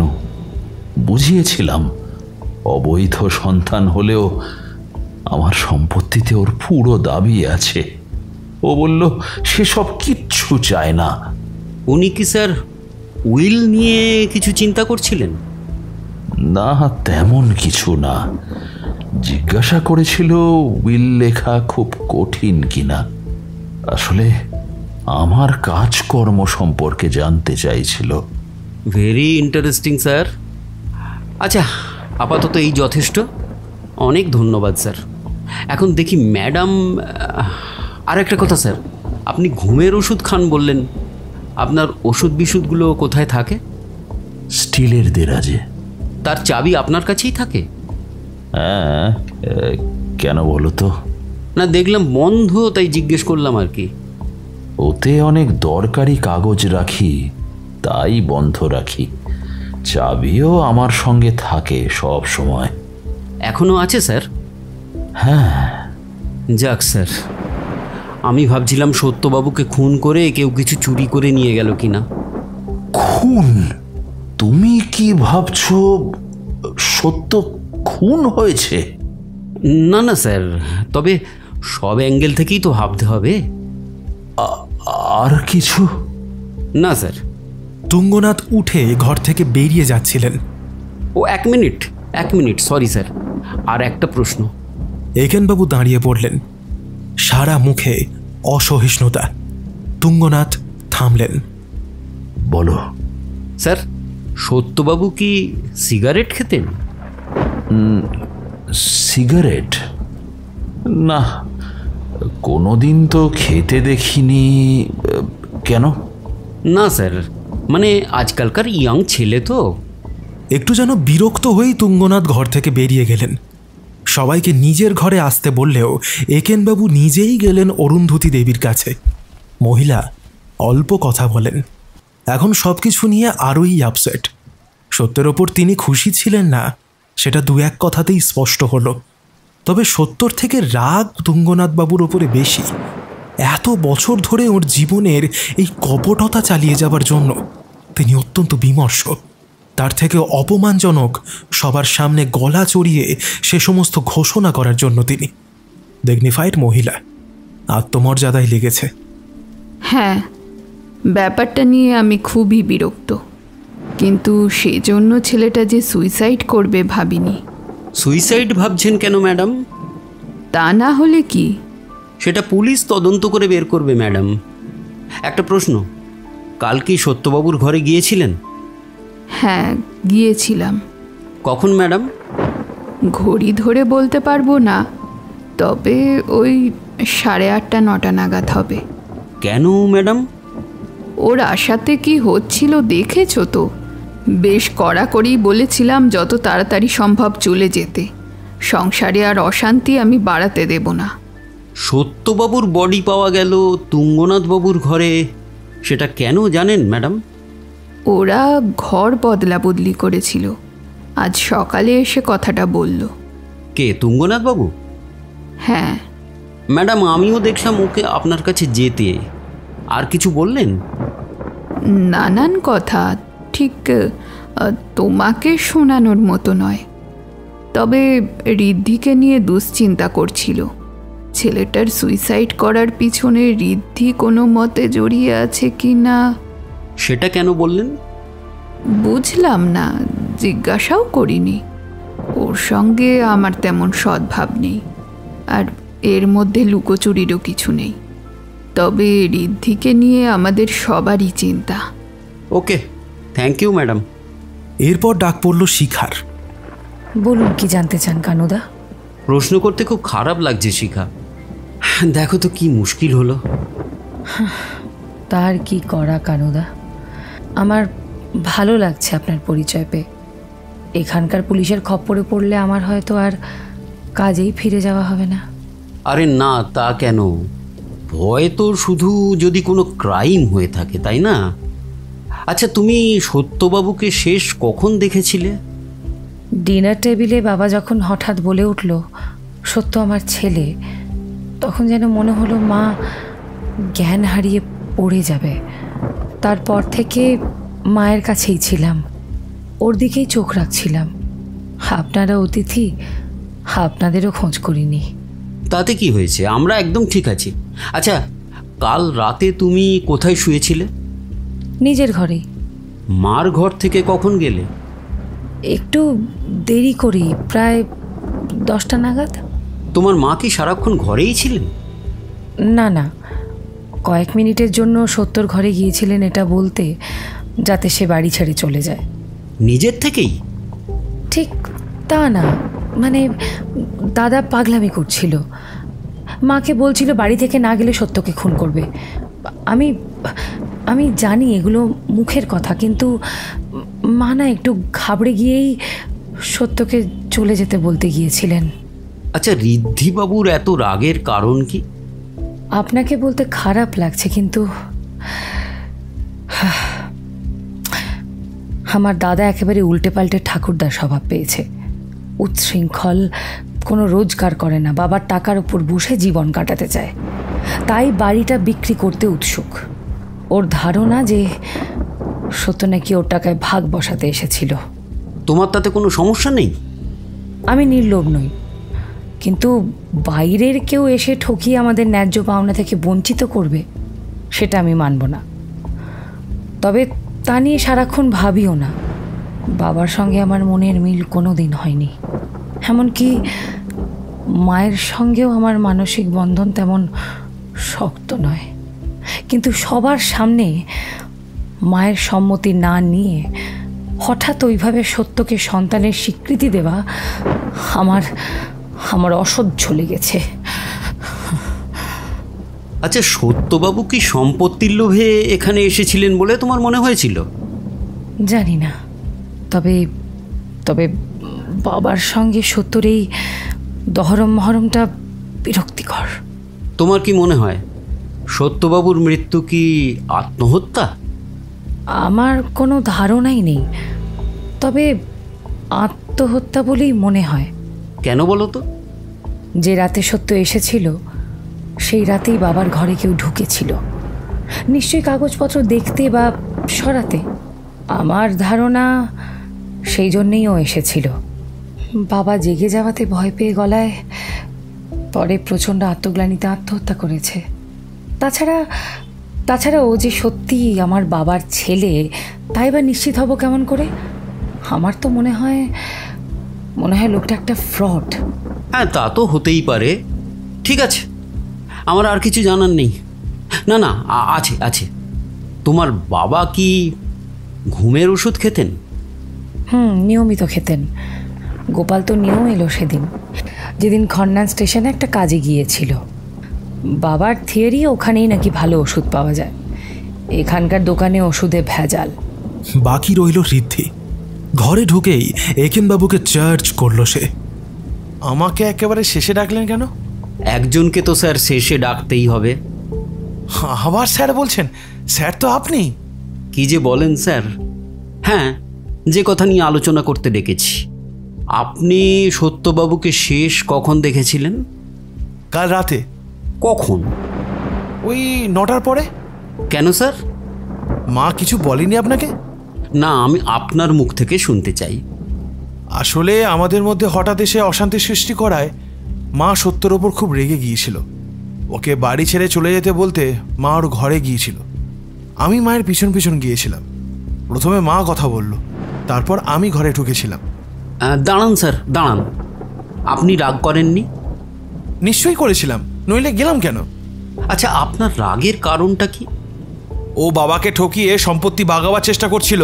কোথা থেকে এসে বাবাকে দিয়ে বলালো ও নাকি বাবারই ছেলে। এটা হিপনোটিজম, বুঝলেন? বুঝলাম। সত্যবাবু না থাকায় এখন তো সম্পত্তি ভাগ হওয়ার আর দরকার নেই। আপনি কি ইমপ্লাই করছেন?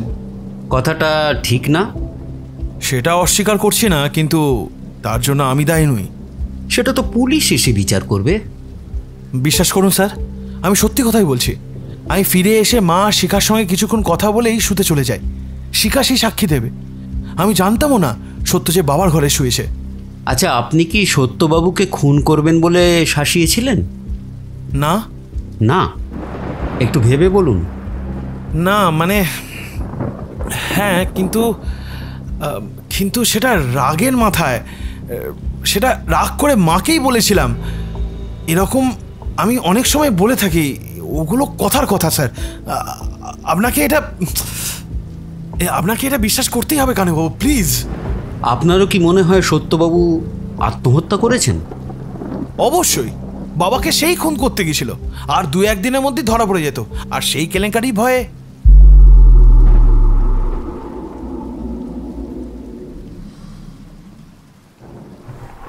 দুটো নাগাদ পুলিশ এলো, দেখে শুনে ডেড বডি নিয়ে গেল।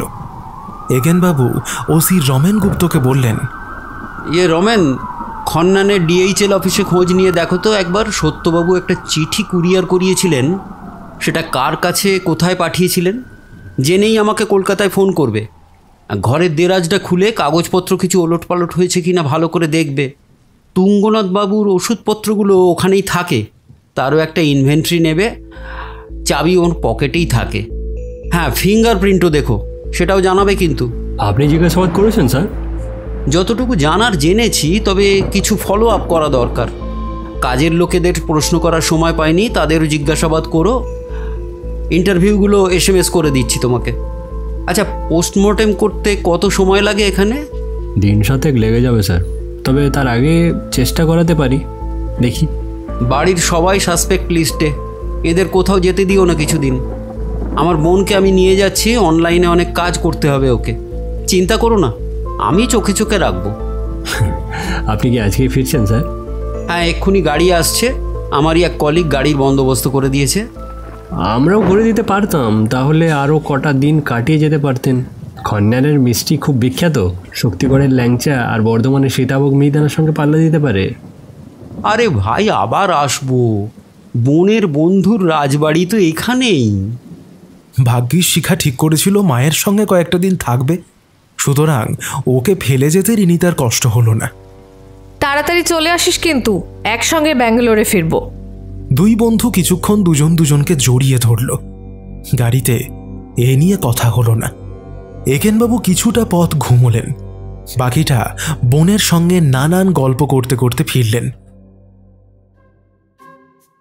কলকাতায় এসে পিসির বাড়িতে বিকালের খাবার জাঁকিয়ে খেতে বসার আগে একেন বৌদিকে ফোন করলেন। হোম ফ্রন্টে সবকিছু ঠিকঠাক, তেমন বিধ্বংসী ঝড় কলকাতায় হয়নি। একেনবাবু জানিয়ে দিলেন ডিনার খেয়ে বাড়ি ফিরবেন তিনি। তারপরে রিনিতার সঙ্গে কেসটা নিয়ে আলোচনা শুরু করলেন। কি বুঝলে কানুদা, খুন নাকি আত্মহত্যা? তোর কি মনে হয়? আমার তো মনে হয় খুন। ওইভাবে কি কেউ আত্মহত্যা করে? ইংরেজি ডিটেকটিভ বই একটু আধটু পড়িস, এইভাবে আত্মহত্যার উদাহরণ পেয়ে যাবি। কবছর আগে অভিনেতা রবিন উইলিয়ামস তো অমনি করেই গলায় দড়ি দিয়েছিল। তার মানে আত্মহত্যা? তা তো বলিনি। আমার তো মনে হচ্ছে খুনই, কিন্তু কে খুন করেছে? তুই ভাব, কে লাভবান হতে পারে? ঋদ্ধি? কেন, তোর বন্ধু হতে পারে না? না না কানুদা, সম্পত্তির জন্য শিখা তেমন কেয়ার করে না। আমার কিন্তু সেটা মনে হয়নি। শিখা একা একা মুঠেই খুন করতে পারতো না, ওর গায়ের জোরে কুলোবেই না। দুজনে মিলে তো করতে পারে, ভাই বোন দুজনে, বা মা মেয়ে, বা মা মেয়ে ছেলে। তাহলে বলছো মাসিমা জড়িয়ে থাকতে পারেন? তাও পারেন, ঠেকাচ্ছে কে? তুমি যত অ্যাবসার্ড কথাবার্তা বলো। শোন, সত্যবাবুর বদলে যদি তুঙ্গনাথ বাবু ওইভাবে মারা যেতেন, তাহলে কাকে সন্দেহ করতিস? কেন, সত্য আর ঋদ্ধিকে? তুমি তো বলেছো সত্য সম্পত্তির ভাগ পেতেন। তা ঠিক, কিন্তু সত্যবাবুকে প্রমাণ করতে হতো যে তিনি তুঙ্গনাথ বাবুর পুত্র। তাহলে তো শুধু ঋদ্ধি। সেটা হওয়া কি অসম্ভব? ছেলে সম্পত্তির লোভে বাবাকে হত্যা করেছে, তার গাদা গাদা উদাহরণ আছে। বিশেষ করে ঋদ্ধি যখন জানতো না তুঙ্গনাথবাবু ঘর পাল্টেছেন, হয়তো রাতের অন্ধকারে তুঙ্গনাথ ভেবে সত্যবাবুর গলায় বেল্ট লাগিয়ে হত্যা করেছে। ভুলটা ভাঙলো সকালে তুঙ্গনাথ চেঁচামেচি করায়। উফ, তোমার না এত অদ্ভুত চিন্তাধারা। আচ্ছা কানুদা বলো তো, তুঙ্গনাথ বাবু তো দুধে উকিল ছিলেন, উনি নিশ্চয়ই জানতেন বাবার সম্পত্তিতে অবৈধ সন্তানের অধিকার আছে, তাহলে ছেলের সম্পত্তিতেও অবৈধ বাবার অধিকার থাকবে না কেন? এটা দারুণ বলেছিস, এই তো বুদ্ধি খুলছে। এমন কোনো আইন আছে কিনা জানি না, কিন্তু কোর্টে যুক্তিটা দাঁড়িয়ে যেতে পারে। প্রশ্ন হচ্ছে, এরকম চান্স উনি নেবেন কি? যে চিঠিটা সত্যবাবু কুরিয়ার করেছিলেন সেটার ওপর কিন্তু অনেক কিছু নির্ভর করছে। দেখা যাক। কথাগুলো বলে রিনি তার কানুদা অর্থাৎ আমাদের একেনবাবু বাড়ি চলে গেলেন। সারা রাত রিনি তার ঘুম হলো না। কাজের চিন্তা, শিখার চিন্তা, খুনির চিন্তা। ভোর না হতেই কানুদাকে ফোন করল সে। একেনবাবু ঘুম থেকে উঠে সদ্য চায়ের কাপে চুমুক দিয়েছেন। রিনি তার ফোন পেয়ে বললেন, আরে এত সকালে উঠেছিস কেন? আমার না হয় এখনো জেড ল্যাগ চলছে। আর বলো না কানুদা, একেবারে ঘুম হয়নি। আত্মহত্যা না হলে সত্যকে খুন করলো কি? কেন? ও বুঝেছি, নেশা লেগেছে। শোন, এক্ষুনি খন্নানের ওসি রমেনের মেসেজ পেলাম। তোকে বললাম না সত্যর পাঠানো ওই চিঠিটাই হলো গিঁট খোলার চাবি। রিনিতা বুঝলো কানুদা উপমা গুলিয়েছে। যাকে বলো না কি হয়েছে? ট্রেস করা গেছে। চিঠিটা পাঠানো হয়েছিল রামপুরহাটের এক উকিল মোহাম্মদ করিমের কাছে। ভদ্রলোক সত্যের মায়ের হয়ে আইনি কেস টেস দেখতেন। ঝড়ের জন্যে চিঠিটা কুরিয়ারের কাছে আটকে আছে, আজকালের মধ্যেই জায়গা মতো পৌঁছবে, তখন সব কিছু ক্লিয়ার হবে। পোড়া কাগজের ব্যাপারটাও তখন বোঝা যাবে। কি যে সব উল্টোপাল্টা বলো না তুমি কানুদা। পোড়া কাগজ আবার পেলে কোত্থেকে? সেটা সম্বন্ধে তো কিছুই জানি না। বিপুলা, এ পৃথিবীর কতটুকু জানি, দেশে দেশে কত শত খুন রাহা জানি। কানুদা হেয়ালি করো না তো। ঠিক 3 দিন পরে কানুদার ফোন। এই যে মিস রিনিতা, কি হলো সেটা শুনবেন? একদিন ঠান্ডা মাথায় রিনিতা আর কোনো কাজই করতে পারেনি। একেনবাবুর গলা শুনে উদ্গ্রীব হয়ে উঠল সে। এই বলো না, বলো কি হলো, বলো না। মোহাম্মদ করিমের কাছে পুলিশ পেয়েছে। কি পেয়েছে কানুদা? সত্যবাবুর কুরিয়ার করা চিঠি। সেটা কি জানিস? ওর উইলের খসড়া। নিজের মৃত্যুতে সব সম্পত্তির মালিকানা দিয়ে গেছে বাবাকে, মানে তুঙ্গনাথ বাবুকে। কি বলছো কানুদা? তাহলে কি সত্য আত্মহত্যাই করেছে? আর উইলটা বৈধ? পুলিশ সেটা করিম উকিলকে জিজ্ঞেস করেছে। উত্তর হলো হ্যাঁ, অবশ্যই। খসড়াটা পাকা আইনি বয়ান, অবশ্যই কোনো উকিলের খসড়া করা। জাফরউল্লাহ সত্যকামের হাতে লেখা, সঙ্গে চিঠিতে ওর প্রতি নির্দেশ দেওয়া আছে যা যা প্রয়োজন তা করে এই ইচ্ছাপত্র যেন রেজিস্ট্রি করা হয়। তার মানে কি তুঙ্গনাথ বাবু খুন করেছেন সত্যর সম্পত্তির জন্য? সত্যর কি টাকা পয়সা আদৌ আছে? বাহ, এইটা ধরতে পেরেছিস। আসলে মায়ের দিক থেকে অজস্র সম্পত্তির মালিক সত্যবাবু। সেই টাকায় রাজবাড়ি সংরক্ষণ করে সাজিয়েও পরম ঐশ্বর্যের মধ্যে বাকি জীবনটা কাটাতে পারবেন তুঙ্গনাথ বাবু। কতখানি লোভনীয় ব্যাপার ভাব। একটা কম বয়সী ছেলেকে মারার মতো ওনার শক্তি ছিল? পোস্টমর্টেমে সত্যবাবুর শরীরে হেভি ডোজে মরফিন জাতীয় ঘুমের ওষুধ পাওয়া গেছে। সেটাও তুঙ্গনাথ বাবুরই কীর্তি নিশ্চয়ই। একটা ইয়াং ছেলেকে গলায় বেল্ট বেঁধে মারা তো সহজ নয়, অচেতন করে দিয়ে করতে হয়েছে। এই আমি তো ভাবতেই পারছি না, তোমার সন্দেহ হলো কেমন করে? আরে একটা ছেলে এসে বলল আমি তোমার সন্তান, আর তুঙ্গনাথ বাবু সঙ্গে সঙ্গে মেনে নিলেন। উনি দুধে উকিল, এত কাঁচা কাজ করবেন না। তখনই কেমন সুরগুলো খাড়া হয়ে উঠেছিল। উনি জানতেন সত্যের মায়ের বাড়ি ধনী, তারপর সত্যের কাছ থেকেও নিশ্চয়ই বিশদ জেনেছিলেন। তখনই সত্যের মৃত্যুর ছক কাটা হয়েছিল। কিন্তু কানুদা, একজন কম বয়সী ছেলে বাবার সঙ্গে এই প্রথম দেখা হচ্ছে, তাও এরকম অদ্ভুত পরিস্থিতিতে। এত অল্প সময়ে নিজের সম্পত্তির ওয়ারিশ করে ফেললো একজন আধ চেনা মানুষকে। কেমন যেন বিশ্বাস হচ্ছে না। ওদের নিজেদের মধ্যে কি কথা হয়েছিল আমরা জানি না। তুঙ্গনাথ ধুরন্ধর ব্যক্তি, হয়তো ছেলেকে বোঝাতে পেরেছিলেন ও যখন এত সম্পত্তির মালিক ওর একটা উইল থাকা দরকার। হয়তো ছেলেকে বলেছিলেন তোমাকে আমার সম্পত্তি লিখে দিচ্ছি, আর ছেলেও পাল্টে বলল তাহলে আমিও ইচ্ছাপত্র লিখব। ছেলেটার তো আর কেউ ছিল না সদ্য আবিষ্কৃত বাবা ছাড়া। হয়তো ছেলেকে বুঝিয়েও ছিলেন পরে বিয়ে টিয়ে করার পর উইলটা বাতিল করতে। সেক্ষেত্রে নিজের স্ত্রী ছেলে মেয়েদের কাছে সম্পত্তি যাবে। সবই অনুমান। কিন্তু কানুদা, তার কয়েকদিন আগেই তো তুঙ্গনাথ বাবুর উপর আক্রমণ হয়েছিল। সেটা কি বলছো তুমি কাকতালীয়? না রে, সেটা তুঙ্গনাথ বাবুর কীর্তি, গভীর জলের মাছ। পরে কি হবে চিন্তা করে নিজেকে সন্দেহের তালিকা থেকে সরাবার বন্দোবস্ত করেছিলেন। বাইরের কেউ যে ঢোকেনি তা ওখানে গিয়েই বুঝতে পেরেছিলাম। মশারির দড়ি দিয়ে কেউ খুন করে না। সত্যি গো, শিখার জন্য বড্ড খারাপ লাগছে। কি হলো বলো তো? আচ্ছা, ওই কাগজ পোড়াটা নিয়ে তুমি অত উত্তেজিত কেন হয়েছিলে? ক্লু ক্লু বুঝলি, ক্লু। উকিলবাবুর কাছ থেকে জানা গেল উইলের যে খসড়া সত্যবাবু ওকে পাঠিয়েছেন তাতে কোনো ফাঁক ফোকর নেই। একেবারে পাকা উকিলের মক্স করা, শুধু রেজিস্ট্রি করার ওয়াস্তা। অমন উইল লেখা সত্যবাবুর ক্ষমতার বাইরে। বোঝা যায় তুঙ্গনাথবাবু মুসাবিদা করে দিয়েছিলেন। সত্যবাবু সেটা নিজের হাতে লিখে উকিলকে পাঠিয়ে দিয়েছিলেন। আমার ধারণা নিজের লেখা সেই কাগজটাই তুঙ্গনাথবাবু পুড়িয়ে ফেলেছিলেন, আর সেই পোড়া কাগজের ছাই আমি সত্যবাবুর ঘরে দেখেছি। কিন্তু সেটাই কি যথেষ্ট? শুধু তা কেন, আরও আছে। সত্যবাবুর স্টমাকে যে স্লিপিং ট্যাবলেটের ট্রেস পাওয়া গেছে, সেটা তুঙ্গনাথের ওষুধ। গোপালকে দিয়ে কদিন আগে তুঙ্গনাথবাবু 30টা ট্যাবলেট আনিয়েছিলেন। ওসি রমেন বলল মাত্র 15টা দেরাজে পাওয়া গেছে। অতগুলো তো আর তুঙ্গনাথবাবু 2-3 দিনে খেতে পারেন না। ওষুধের শিশি বা দেরাজে সত্যবাবুর কোনো ফিঙ্গারপ্রিন্ট নেই। আসলে এই ঘুমের ওষুধ নিয়ে আমার একটা সন্দেহ ছিল জানিস, যার জন্য আমি রমেনকে স্টিলের দেরাজটা ভালো করে পরীক্ষা করতে বলেছিলাম। কি নিয়ে সন্দেহ?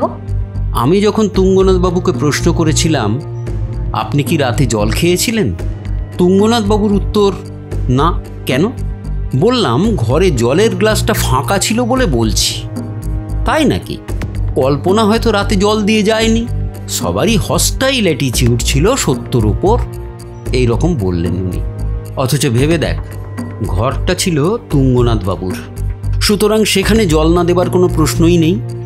উনি শুধু ঘুমের ওষুধ জলে মেশাননি, কিছু একটা বুঝিয়ে সত্যবাবুকে সেটা খাইয়েও ছিলেন যাতে পরে গলায় বেল্ট জড়িয়ে মারতে পারেন। ফাঁস দিয়ে মৃত্যু বেশিরভাগ সময় আত্মহত্যা বলে চালানো যায়। এই তথ্যগুলোই ঠিকমতো সাজালে তুঙ্গনাথবাবুকে দোষী প্রমাণ করা কষ্টকর হবে না। তবে পুলিশ আরও ডিপ ইনভেস্টিগেশন চালাচ্ছে। আমার দায়িত্ব ছিল একটু গাইডেন্স দেওয়া, তা শেষ। আই অ্যাম ডান। বড় মন খারাপ লাগছে কানুদা। তুঙ্গনাথবাবু এখন কোথায়? একটু আগে পুলিশ গ্রেফতার করেছে। ইস, আর শিখা? দেখি ওকে বরং একটা ফোন করি। শেষ হলো আজকের গল্প বর্মন বাড়ির রহস্য। নারেটেড বাই আসঞ্জন, রিনিতা, রুবিনা, শিখার চরিত্রে দিতিপ্রিয়া, অরুন্ধতী, দেবস্মিতা, তুঙ্গনাথের চরিত্রে ইন্দ্রনীল ভাদুরী, ঋদ্ধির চরিত্রে ঋদ্ধি, কল্পনার চরিত্র পিয়ালি, সত্যের চরিত্রে Soumik, Ramen Bipul, direction and soundscape by Bipul, scripted by Pratik Mondal, poster design Rounak Mondal. গল্পের সূত্রধার আমি শুভঙ্কর। ফিরে আসবো আরও একটি অভিনব গল্প নিয়ে, তাই কান রাখুন শুধু গল্পের জন্য ইউটিউব চ্যানেলে। ধন্যবাদ, শুভরাত্রি।